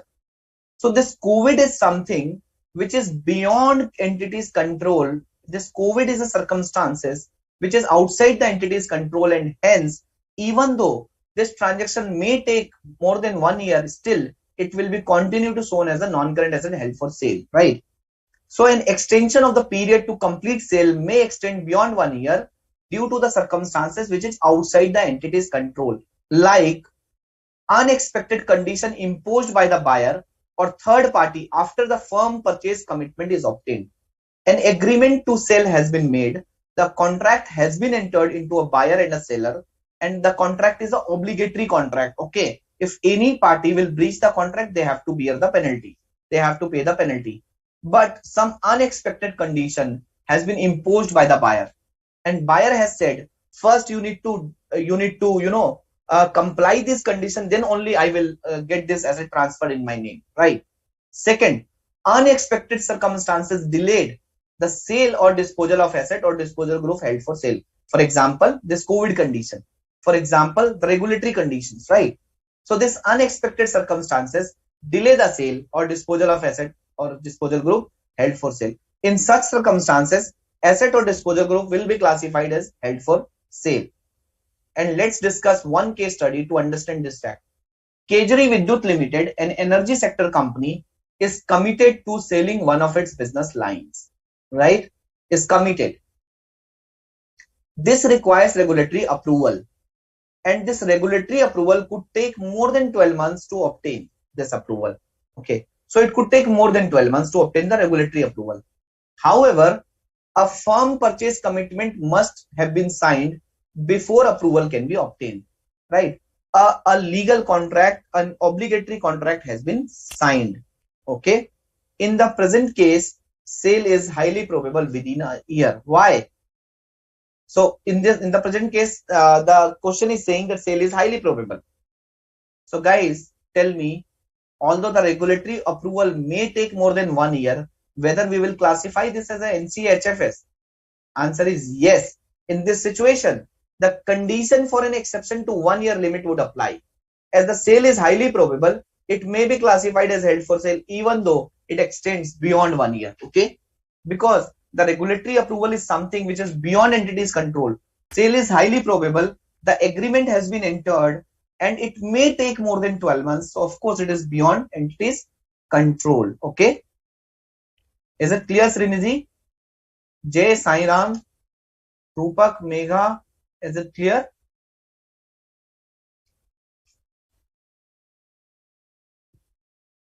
Good. Next example.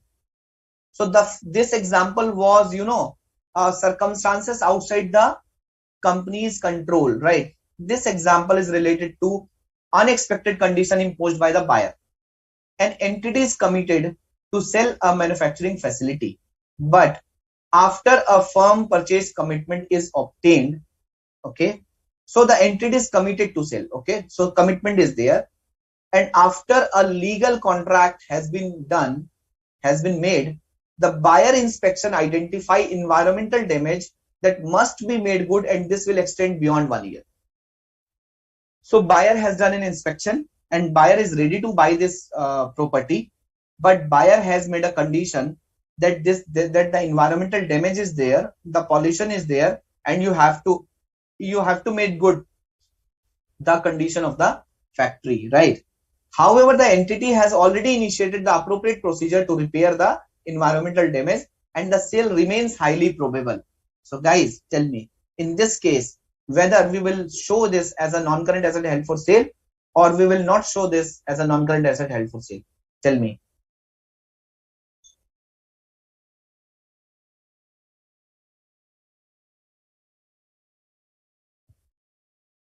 Tell me whether it will be considered as a non-current asset held for sale or it will not be considered as a non-current asset held for sale.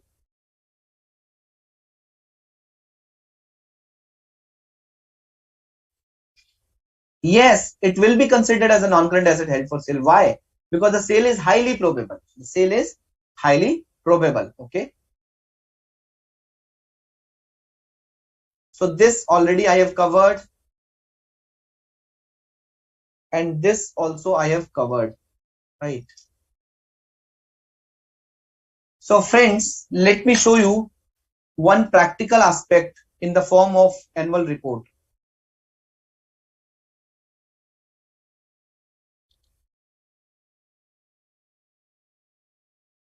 So this is Ultratech balance sheet, and any of you can confirm if this balance sheet is visible.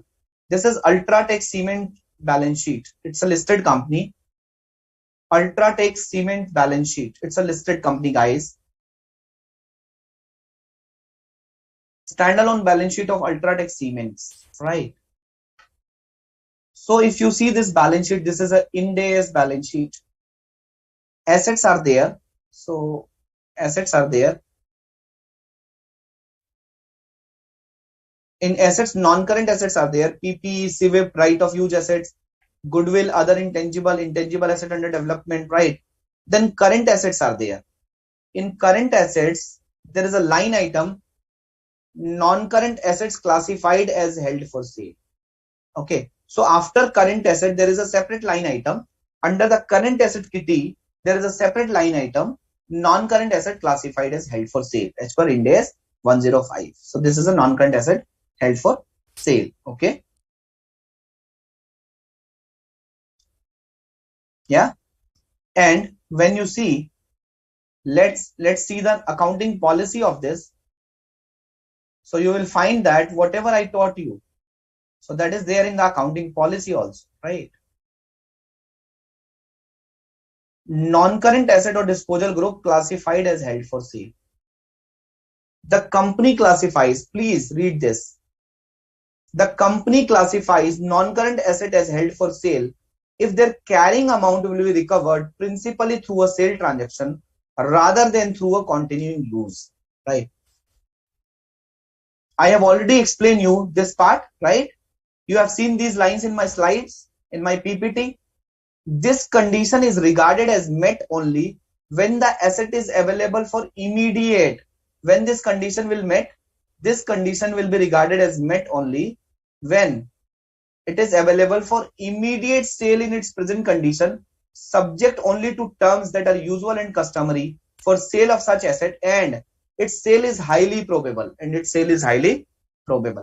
Such asset or group of assets or liabilities are presented separately in the balance sheet in the line asset or disposal group held for sale, and the liabilities included in disposal group held for sale respectively. Once classified as held for sale, intangible assets and PPE are no longer amortized or depreciated. This part I have to discuss in the measurement requirements. Such assets or disposal group held for sale are stated at the lower of carrying amount and fair value less cost to sell. I have to discuss this part, right? Let's go to the note number 52, where the detail of this held for sale is there, right?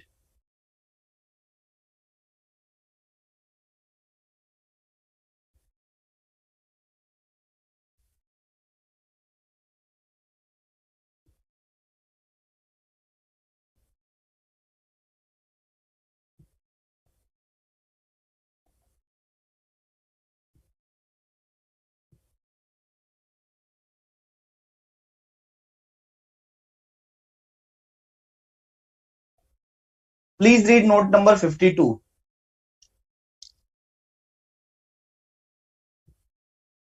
Assets held for disposal. The company has identified certain assets like land, aggregated mines, coal washery, right? And these are the non-current assets, right? Which are available for sale in its present condition. The company is committed to plan the sale of asset, and an active program to locate a buyer has been initiated, and complete the plan has already been initiated. The company expects to dispose of these assets in the due course, right? So the company is giving this disclosure in their annual report, in their financial statement, right? So you can see that the annual report of Ultratech Cements Limited, where I have shown you practically these aspects which I have taught you, right? Have you guys enjoyed this? Are you guys comfortable?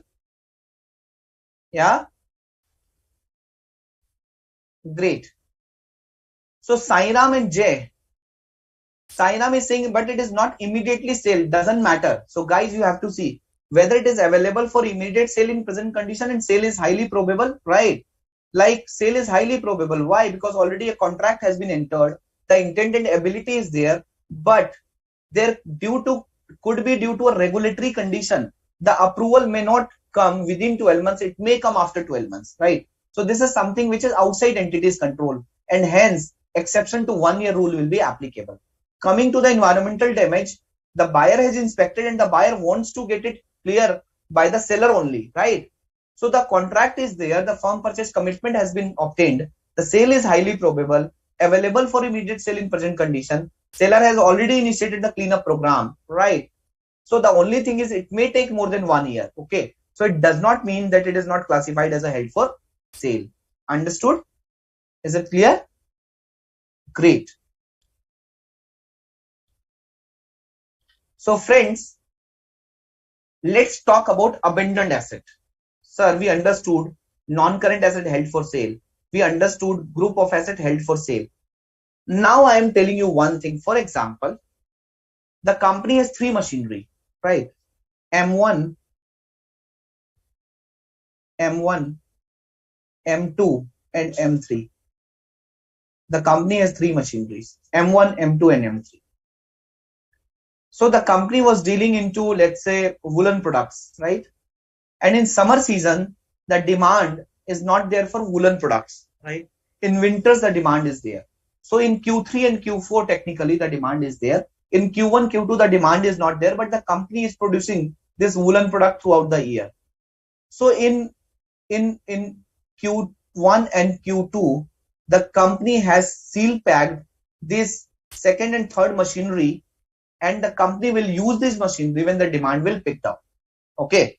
So the company is saying there is less demand because in today's environment, a lot of global warming is there and the winters are very less, right? So they have kept this M2 and M3, machine number 2 and machine number 3 in their godowns, right? And they said that we will use this machinery when the demand will pick up. Okay.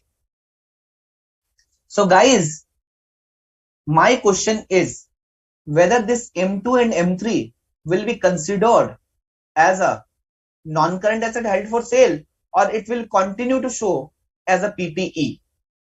Tell me, what is your view? Tell me.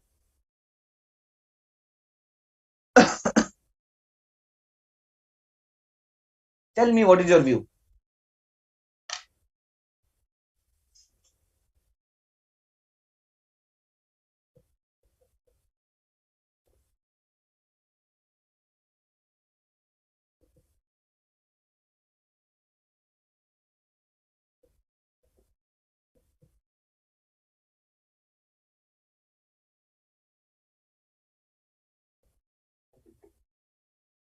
Yeah.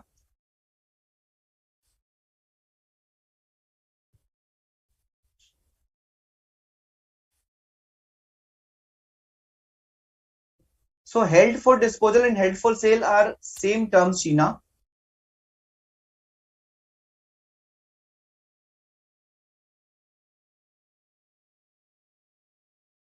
Yeah. So guys, machine number 1, they are still using, but machine number 2 and 3, this company has seal packed and kept it into the godown. Okay. Understood? So this asset will be considered as an abandoned asset, not a non-current asset held for sale. It will not be classified as held for sale. See, the intent of the company is not to sell these assets, right? Like in our earlier example, I have told you that it is available for immediate sale in present condition. But here, the intent is not to sell this asset. What is the intent? The intent is to use these assets when the demand will pick up. Okay. So the entity wants to recover the carrying amount through the use, not through the sell. And hence, these abandoned asset this is known as an abandoned asset, and these kind of asset will not be classified as held for sale. Simple thing, because these assets are not held for sale. These assets are not available for sale. Okay. So a non-current asset or disposal group that is to be abandoned should not be classified as held for sale. This includes non-current assets that are to be used to the end of their economic life, right? The intent is to use these assets till the end of the economic life, and non-current asset or disposal groups that are to be closed rather than sold. What does it mean? So the intent of the company is to close these assets. I mean to say use these assets till their lifetime, and the intent is not to sell these assets, right? Because its carrying amount will be recovered principally through a continue use, not through a sale transaction. Clear? Yeah. Let's discuss a case study from ICI study material. Entity ceases to use a manufacturing plant because demand has declined. However, the plant is maintained in a workable condition and it is expected to be brought back into use in future when demand picks up. Right. So the entity has stopped using a plant. Why? Because the demand has declined. Okay. But this plant has been maintained in a condition, in a workable condition, and expected to be brought back into use in future when the demand will get picked up. Right. It is neither to be treated as an abandoned asset nor as held for sale, because its carrying amount will be principally recovered through continuing use. Okay. So basically it is written wrong here. So it is treated as an abandoned asset. Okay. But not as a held for sale. Why? Because the carrying amount will be recovered through a continuing use, not through the sale of this plant, right? And entity will not stop charging depreciation, right? Entity will continue charging the depreciation, okay? Because its carrying amount will be recovered principally through continuing use to the end of its economic life, right? So this kind of asset is not considered as a non-current asset held for sale. Understood? Yes, Jay. Abandoned asset could be PP, and if it is intangible in nature, it could be intangible assets, right? It could be investment property also. But it is not a non-current asset held for sale. It is not covered under Ind AS 105. Okay. Now let's discuss the measurement criteria. So guys, I hope you guys are comfortable so far. And let me share my Excel file and please confirm if my Excel file is visible. Please confirm, friends, if my Excel file is visible.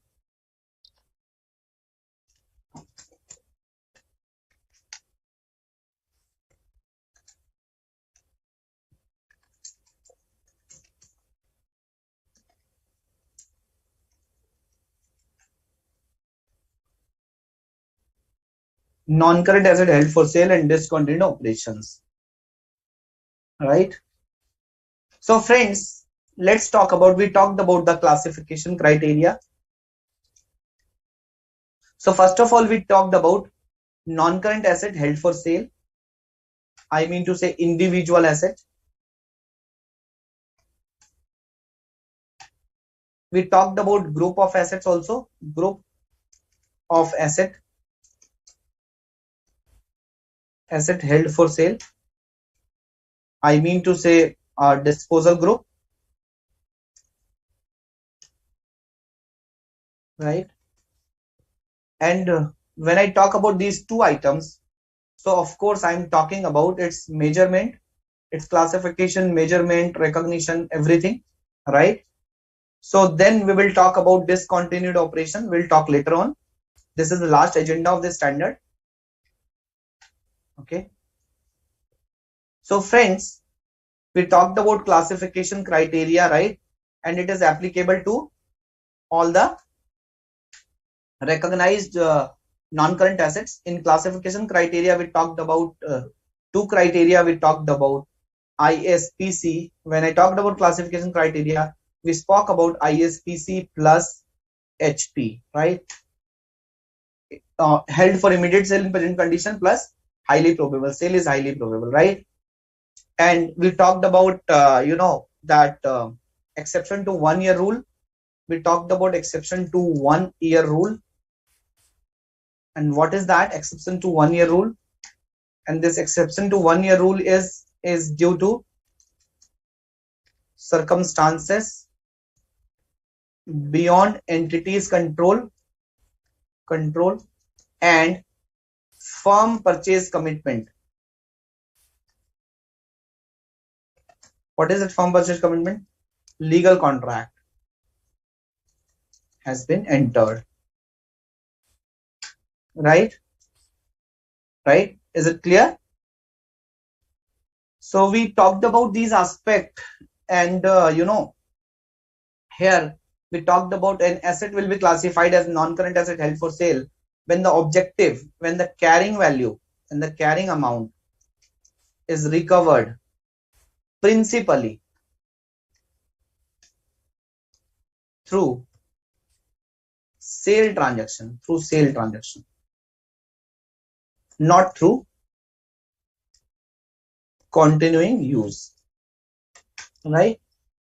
So we discussed this aspect. Now let's discuss the measurement aspect. Measurement aspect of Ind AS 105. Yeah. So friends, please write down, although I'll share this Excel also, please write down, but step one, calculate the carrying value of non-current asset held for sale as on the date. Calculate the carrying value of NCA HFS on the date of classification as NCA HFS. Sir, what is this? We haven't understood. Don't worry. Calculate the fair value less cost to sell of NCA HFS on the date of classification. Step 3. Recognize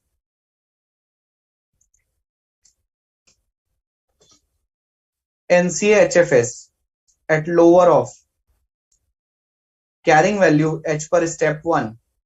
Carrying value H per step 1 and FV fair value less CTS cost to sell H per step 2. Right. So these are the 3 steps. These are the 3 steps. Okay. Step 1, 2, 3.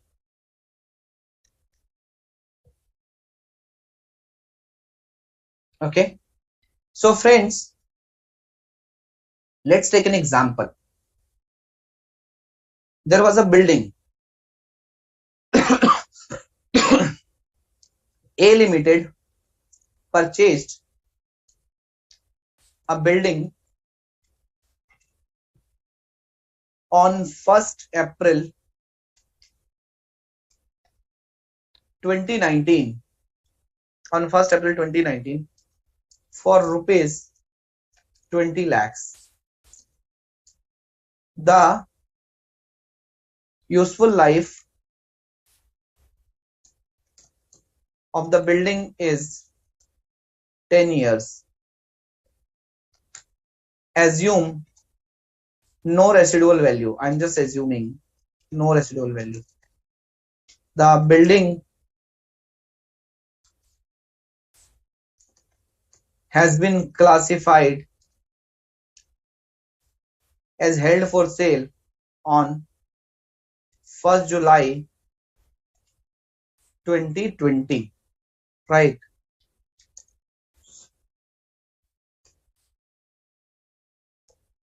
You are required to show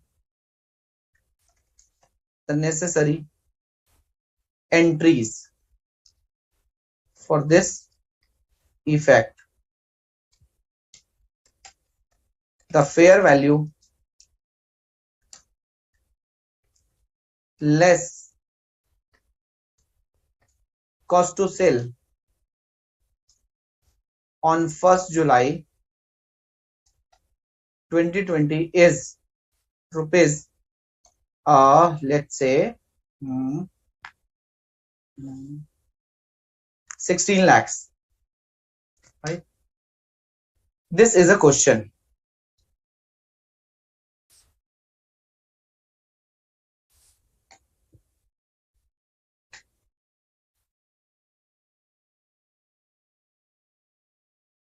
Right? This question is given. Example.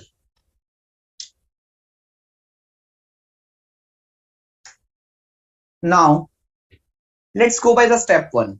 So if you see here, on first of all, till 30th June 2020, till 30th June 2020, if I talk about till 30th June 2020, what was the status of this building?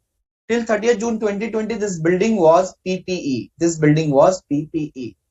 Till 30th June 2020, this building was PPE. On 1st July 2020, this building will become NCA HFS. NCA HFS, right? So friends, till 30th June 2020, standard says that calculate the carrying value immediately before it classified as a held for sale, right? So we need to calculate the carrying value of this building H per Ind AS 16. Carrying value H per Ind AS 16. Ind AS 16. Right? We need to compute the carrying value. We need to calculate the carrying value of NCA HFS on the date of classification as NCA HFS, H per the respective standard, right? So immediately before it become a non-current asset held for sale, carrying value has to be determined on that date. Carrying value has to be determined on that date, right? Okay, sir, carrying value has to be determined as per which standard? So carrying value has to be determined as per the respective standard. For example, here it is a PPE. So carrying value has to be determined as per PPE Ind AS 16. And what is the formula for carrying value? What is the formula for carrying value? Carrying value is equal to cost minus accumulated depreciation minus accumulated impairment losses, right? So this is the definition of carrying value H per Ind AS 16.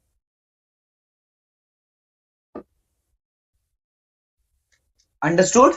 Is it clear? Is it clear to everyone? Yeah. So carrying value is equal to cost minus accumulated depreciation minus accumulated impairment losses. Minus accumulated impairment losses. Clear? Yeah? Good. So friends, thus in under step 1, you have to calculate the carrying value as per respective standard. If it is investment property, then as per Ind AS 40. If it is intangible asset, then as per Ind AS 38. Right? So we need to calculate the carrying value as on 30th June 2020. As on time immediately before it classified as held for sale. Right? So step 1. What is my step 1? As per step 1, I need to calculate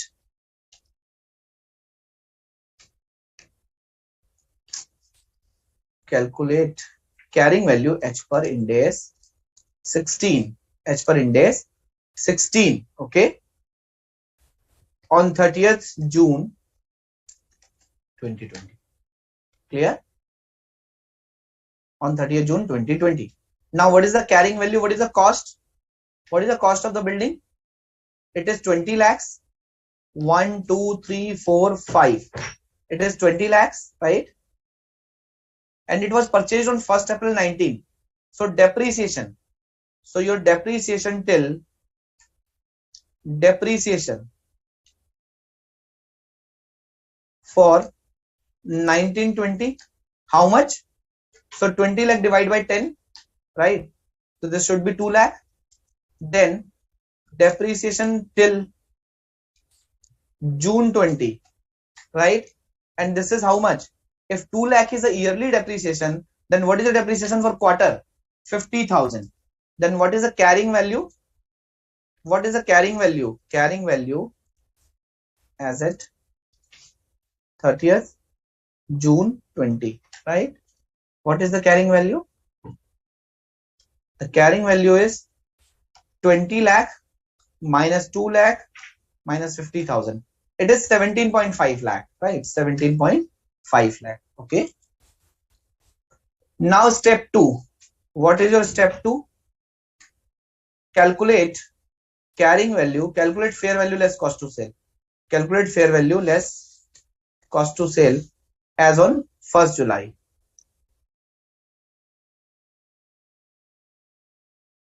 Right? Step 2 is calculate carrying value. Calculate fair value less cost to sale as on 1st July. Right? What is fair value less cost to sale? This is given in the standard. Sorry, given in the question. Fair value less cost to sale, which is given in the question, is 16 lakhs. This is given as 16 lakhs. Right?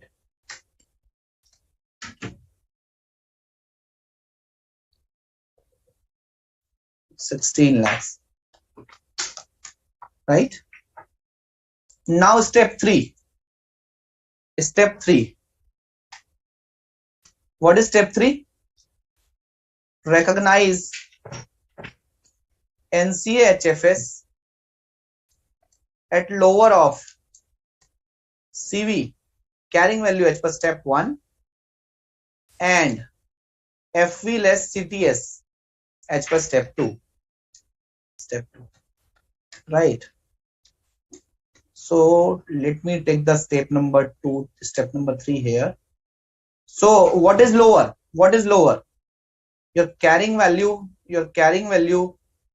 is 17.5 lakhs. Your FV less CTS is 16.5 lakh. Right. So what is lower? What is lower here? What is lower here? So NCA-HFS has to be recognized at lower of either of two. Then lower is 16 lakh. Lower is 16 lakh. Right. So NCA-HFS has to be recognized as per this manner. Now what is the accounting entry? Let me put accounting entries here since beginning. Right.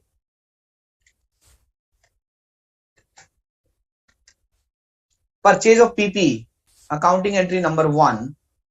Purchase of building. Purchase of building. What is the accounting entry when this building is purchased? The accounting entry was building PPE account debit to bank account. And how much is the amount? Amount is 20 lakhs, right? 20 lakhs. This will be credited. Clear?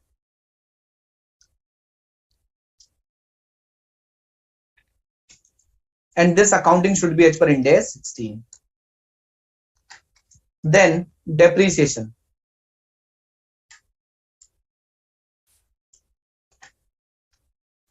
Depreciation charged on building. Depreciation charged on building. What is the accounting entry? Depreciation account debit to PP, either PP or accumulated depreciation, right? Or accumulated depreciation. What is the accounting entry? Depreciation charge on building for FY 1920. For FY 1920, right? What is the accounting entry? 2 lakh rupees should be debited to the P&L and PP or XDEP should be credited. Again, this accounting should be as per Ind AS 16. Third accounting entry, same.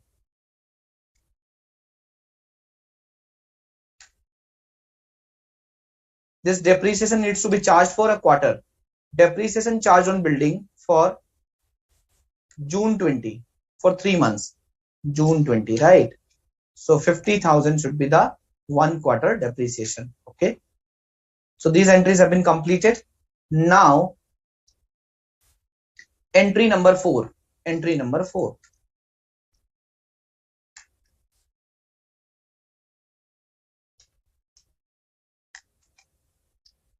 Reclassified. So classified to HFS, right? As on 1st July. Then what will the accounting entry? The accounting entry will be building NCA HFS, non-current asset held for sale, debit, account debit, right? By how much amount? By 16 lakh, lower by 16 lakh. To building PP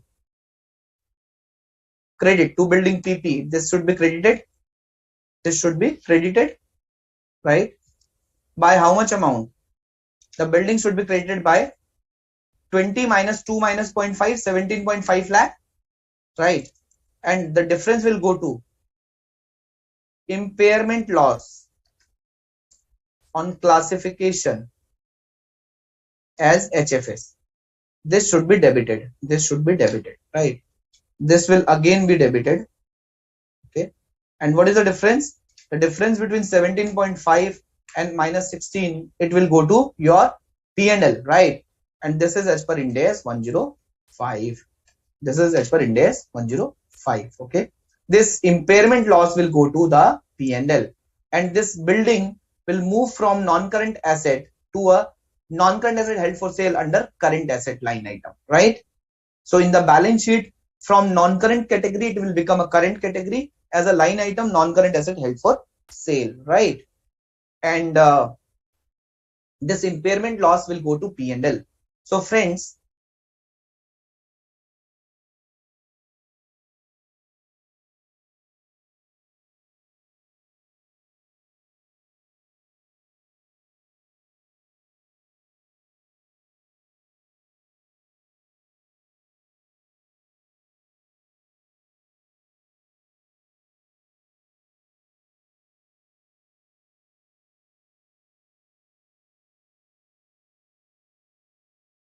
you need to compute the fair value less cost to sale on the date of classification. So whatever is lower, their non-current asset held for sale has to be recognized on as per the lower value. Okay. So your Ind AS 16 PP will be credited.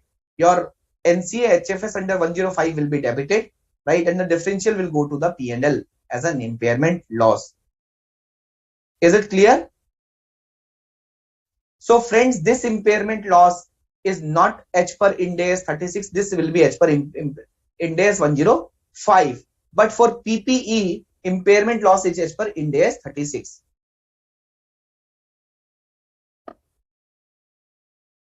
Clear?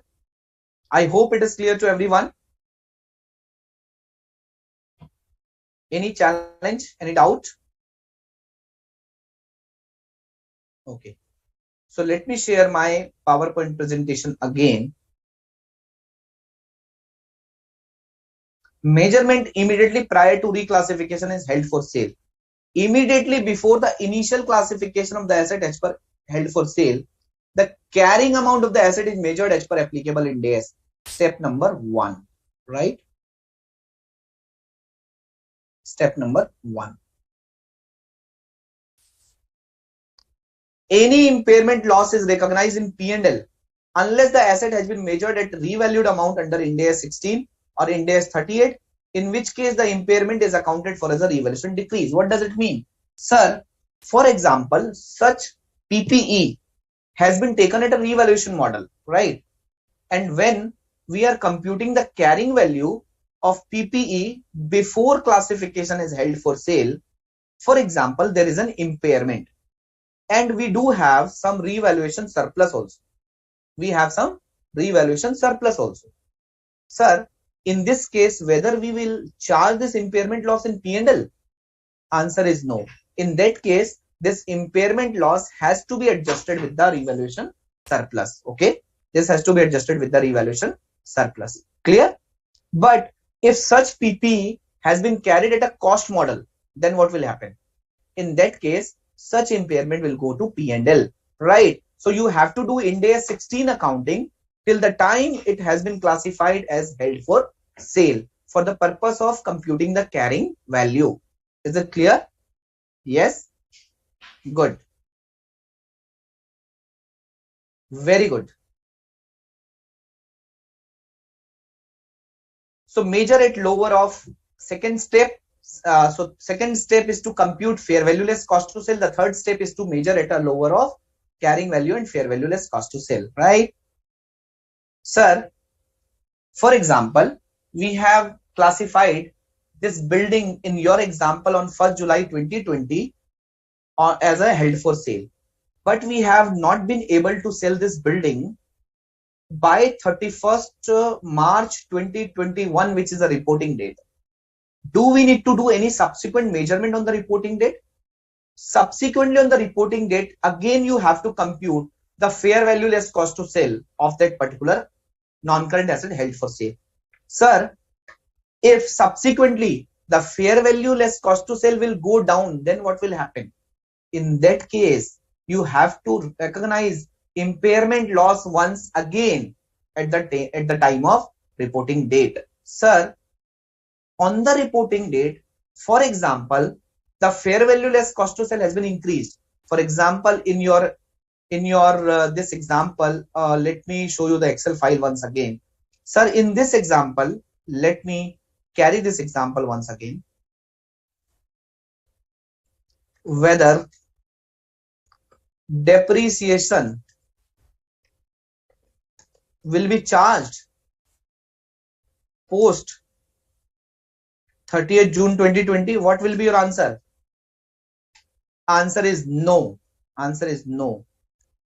Once asset classified as non-current asset held for sale, then depreciation oblique amortization will be stopped immediately, right? Why? Because the intent of the company, intent is not used, although the company is using. Why? Because it has not been sold out, but intent is not to use, because the intent of the company is not to get the future economic benefit by using the asset.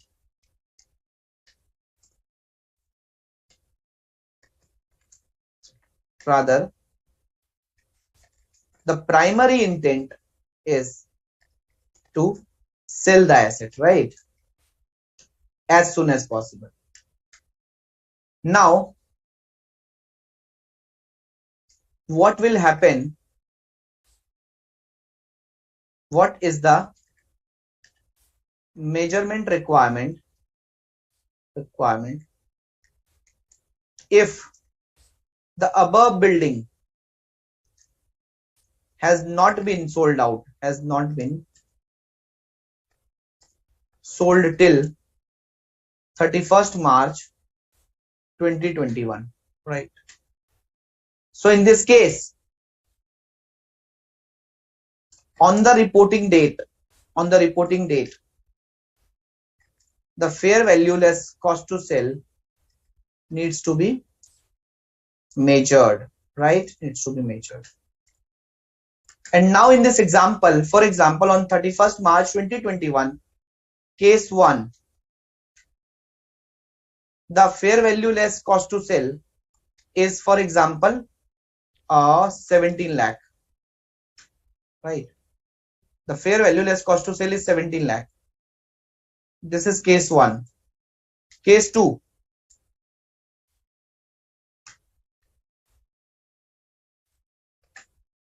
fair value less cost to sell is 18 lakhs, right?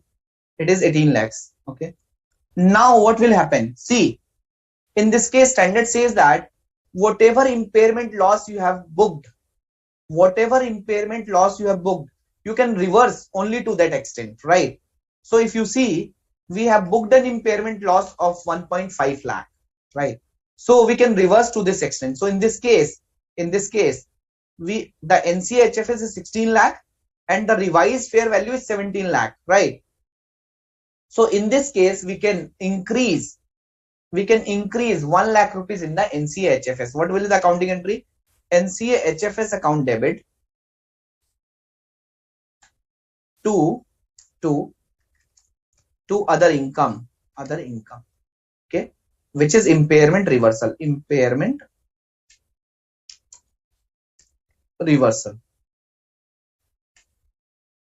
Okay. So being NCHFS subsequently measured, right? So 1 lakh, this is 17 minus 16.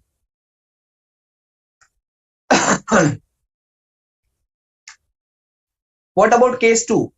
In case 2, again, NCHFS will be debited and other income will be credited. But by how much amount? Not by 2 lakh. Okay, so 18 minus 16 comes out at 2 lakh, but 2 lakh cannot be reversed. The impairment loss can be reversed, or the increased fair value can be recognized only to the extent earlier impairment loss was booked. So in this case, it will not go beyond 17.5 lakhs, right? So how much has to be recognized?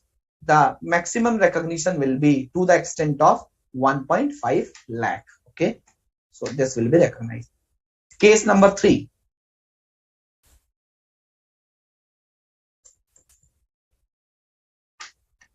Fair value less cost to sell is 15 lakh. Then what will happen? It is declined. So in this case, impairment loss on remeasurement will be debited. How much? By 1 lakh, right? Earlier it was 16 lakh. Now it becomes 15 lakh. So it will be 1 lakh. Okay. And your NCA-HFS will be credited to NCA-HFS, right? 1 lakh. Being NCA-HFS subsequently measured, right? So I hope with this scenario, case 1 and case 2 and case 3, you have understood the remeasurement on the reporting date and how the impact will go. So I have taken 3 impacts. 1, when there is a decrease in fair value less cost to sell on the reporting date. When there is an increase in the fair value less cost to sell on the reporting date, but the increase is lesser than whatever we have decreased earlier. Case 2, there is an increase in fair value less cost to sell, but the increase is higher than whatever we have decreased earlier. So friends, sir, do we need to see from the perspective of reversal, do we need to see only impairment which have been charged during the reclassification? Answer is no. If some impairment loss has been charged earlier when it was only PPE, so that impairment loss also can be reversed, right? the standard I used the word accumulated impairment losses, right? I hope it is clear to everyone. Let me go to my PPT. And if you can see the second point, it says that any impairment arising upon reclassification as held for sale as a result of B means fair value, being less than carrying value is recognized in profit or loss. So this will always go to profit or loss. This 1.5 lakh, this fair value less cost to sell being less than carrying value always go to P&L, right? But the gains are recognized for increase in fair value less cost to sell. Like I have told you, 17 lakh, 18 lakh, I have told you now, but not in excess of cumulative impairment loss recognized in accordance with Ind AS 105, which is 105. Fair value less cost to sell minus carrying value. The difference between carrying value and fair value less cost to sell, impairment is as per Ind AS 105. Or previously in accordance with Ind AS 36, which impairment? Under Ind AS 16 or Ind AS 40 or Ind AS 38. Okay. So if we have earlier recognized some impairment, plus we have recognized impairment on reclassification to held for sale, both the impairment can be consolidated and these impairment can be reversed if the fair value will be increased, right? When the sale is expected to occur beyond 1 year, the cost to sell must be measured at their present value. Sir, what does this mean? And the depreciation on amortization should be stopped, should be ceased at the moment it is classified as held for sale. Let me tell you the next line. This discounting of fair value less cost to sale.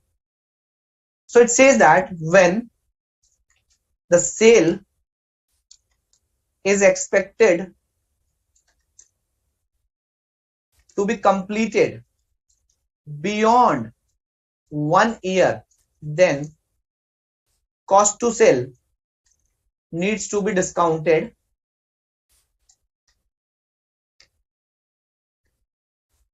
at present value, right? So friends, date of classification as HFS. Okay, what is the date of classification as HFS? For example, it is 1st July 2020.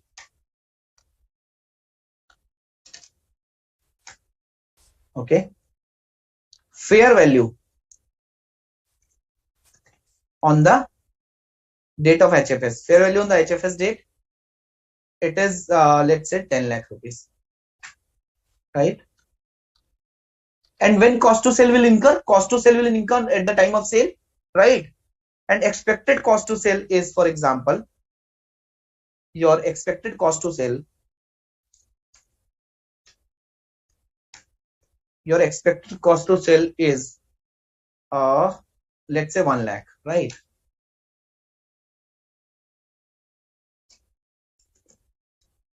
Discount rate, your discount rate is, for example, 10%. Your discount rate is 10%.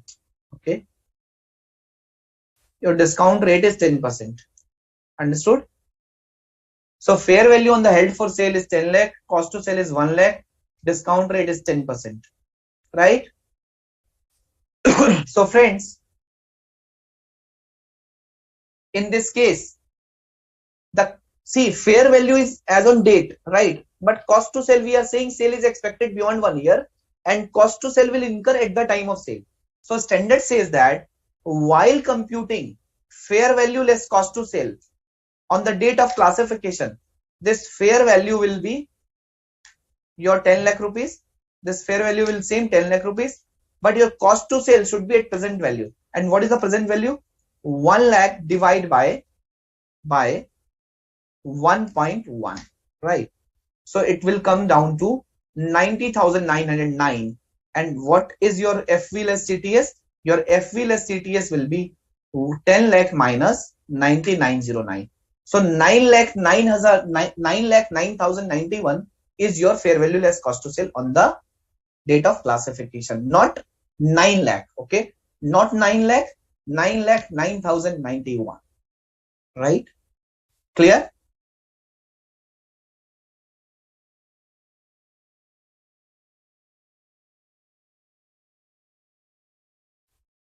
So Sainam, I hope you got your answer. Sainam, I hope you got your answer. So impairment loss will be reversed whatever we have booked at the time of reclassification from PPE to held for sale, and at the time we have booked in PPE also, right? If there is some impairment loss, right? The company was on cost model and there was some impairment loss which have been booked and which have not been reversed. So that impairment plus 105 impairment. So both the impairment can be reversed if there is an increase in fair value to that extent, right? Clear? Is it clear, guys? Is it clear to all of you? So let me share my my presentation again. So when the sale is expected to occur beyond 1 year, cost to sale must be measured at their present value. Depreciation or amortization ceases at the moment it is classified as held for sale. Okay. So let's do this case study once. Let's do this case study quickly from Institute Study Material. Measurement prior to classification as held for sale. Entity ABC owns an item of property and it was stated at the following amounts in the last financial statement. On 31st March, let's say 2001. Cost is 12 lakh, depreciation 6 lakh, net book value 6 lakh. The asset is depreciation at an annual rate of 10%, right? Which is 1,20,000 per annum. Entity ABC closes its books of accounts on 31st March every year. During July, entity ABC decided to sell the asset, and on 1st August, it meet the condition to be classified as held for sale, right? So it means April, May, June, July, 4 months. It means the asset has been classified as held for sale on 1st August. So what is the first step? The first step is calculate the carrying value till the date of classification as per the respective standard, which is Ind AS 16. So in this case, at 31st July, entity ABC should ensure that the asset is measured in accordance with Ind AS 16. It should be depreciated by how much amount? 1,20,000 is for the complete year. Then 4-month depreciation should be 40,000, right? 120 multiplied by 4 divided by 12, and should be carried at 5,60,000 before it is measured in accordance with Ind AS 105. So this is only step 1. Okay. So from the date the asset is classified as held for sale, no further depreciation will be charged. Okay. Clear? Quick questions. What is meant by non-current asset held for sale? Non-current asset held for sale are those assets where the carrying amount will be recovered principally through a sale transaction rather than through a continuing use. What are criteria for classifying the asset or disposal group as held for sale? The criteria is ISPC plus HP. The criteria is the asset is available for immediate sale in present condition and sale must be highly probable. And for satisfying the immediate sale in present condition, there must be intent and ability to transfer the asset. When to satisfy the sale must be highly probable, management must be committed to sell the asset. The active program to locate a buyer has been initiated. The asset has been marketed at a reasonable price. The sale is expected to complete within 1 year from the date of classification, and it is unlikely that the plan of sale will change. It is unlikely. Whether asset temporarily taken out of use is termed as abandoned or classified as held for sale. So the asset temporarily taken out of use will be classified as an abandoned asset, will be continue to shown as an investment property or not invest or Ind AS 16 PPE, right? And depreciation will continue. It is not classified as a non-current asset held for sale. What are the measurement provisions for assets which are classified as held for sale? What are the measurement provisions? When an asset classified as held for sale, the carrying amount needs to be calculated as per the respective standard. Then fair value less cost to sell will be determined on the date of classification as held for sale, right? If it is expected, the sale is expected beyond 1 year, then cost to sale has to be recognized at present value. So you have calculated carrying value as per step 1. You have calculated fair value less cost to sell as per step 2. Then you have to recognize non-current asset held for sale as a lower of step 1 and step 2, right? So so this has to be recognized lower of step 1 and step 2, and whatever is lower, the differential will go to impairment loss, right, in the P&L. Okay. Clear? So friends, today we have talked about a lot of things on non-current asset held for sale, and I am posing this session now. Okay, I'm stopping this session now, concluding the session now for the day, and day after tomorrow on 16th we will conclude this session. So till the time, I want you guys to read the study material, to read this standard and to solve the study material problem, so that if you will have any problem from study material, we will discuss the problem on that day as well. Okay, right? So let me see if you have any query. Otherwise, I will conclude this session. I hope you guys have understood whatever I taught you so far. Sainam, Srinidhi, Jay, Sheena, are you guys clear? Yeah?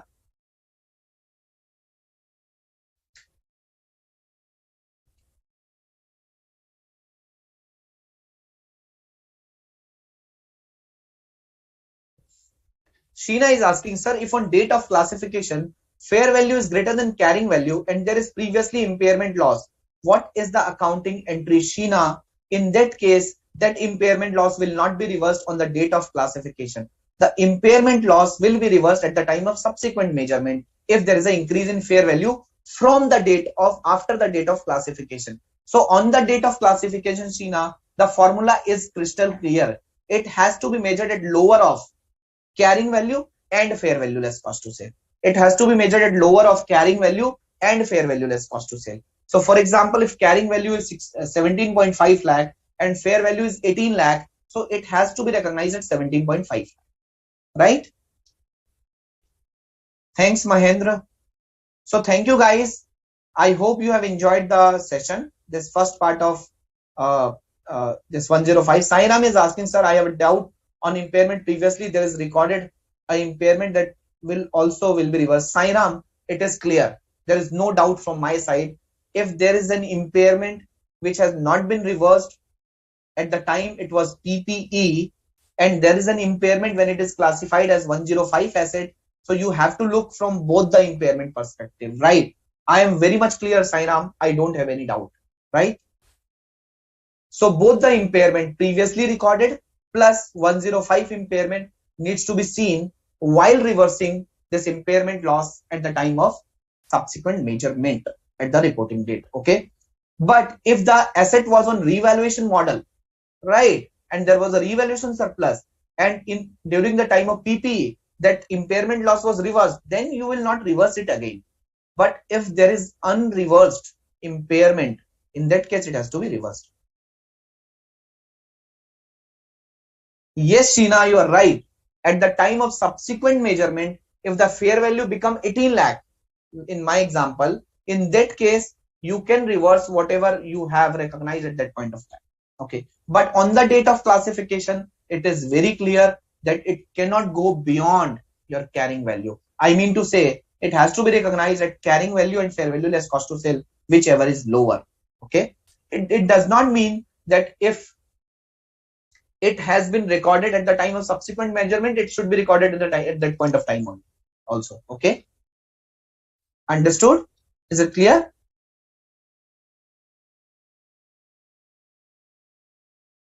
Is it clear, guys? Good. Sheena, is it clear? So on the date of classification, carrying value as per respective standard or fair value less cost to sell, whatever is lower has to be recognized as NCHFS, right?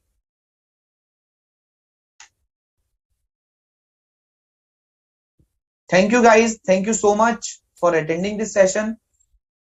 Stay healthy, happy, and stay safe. Thank you so much. We'll meet on 16th of July and we will conclude this standard. Thank you so much.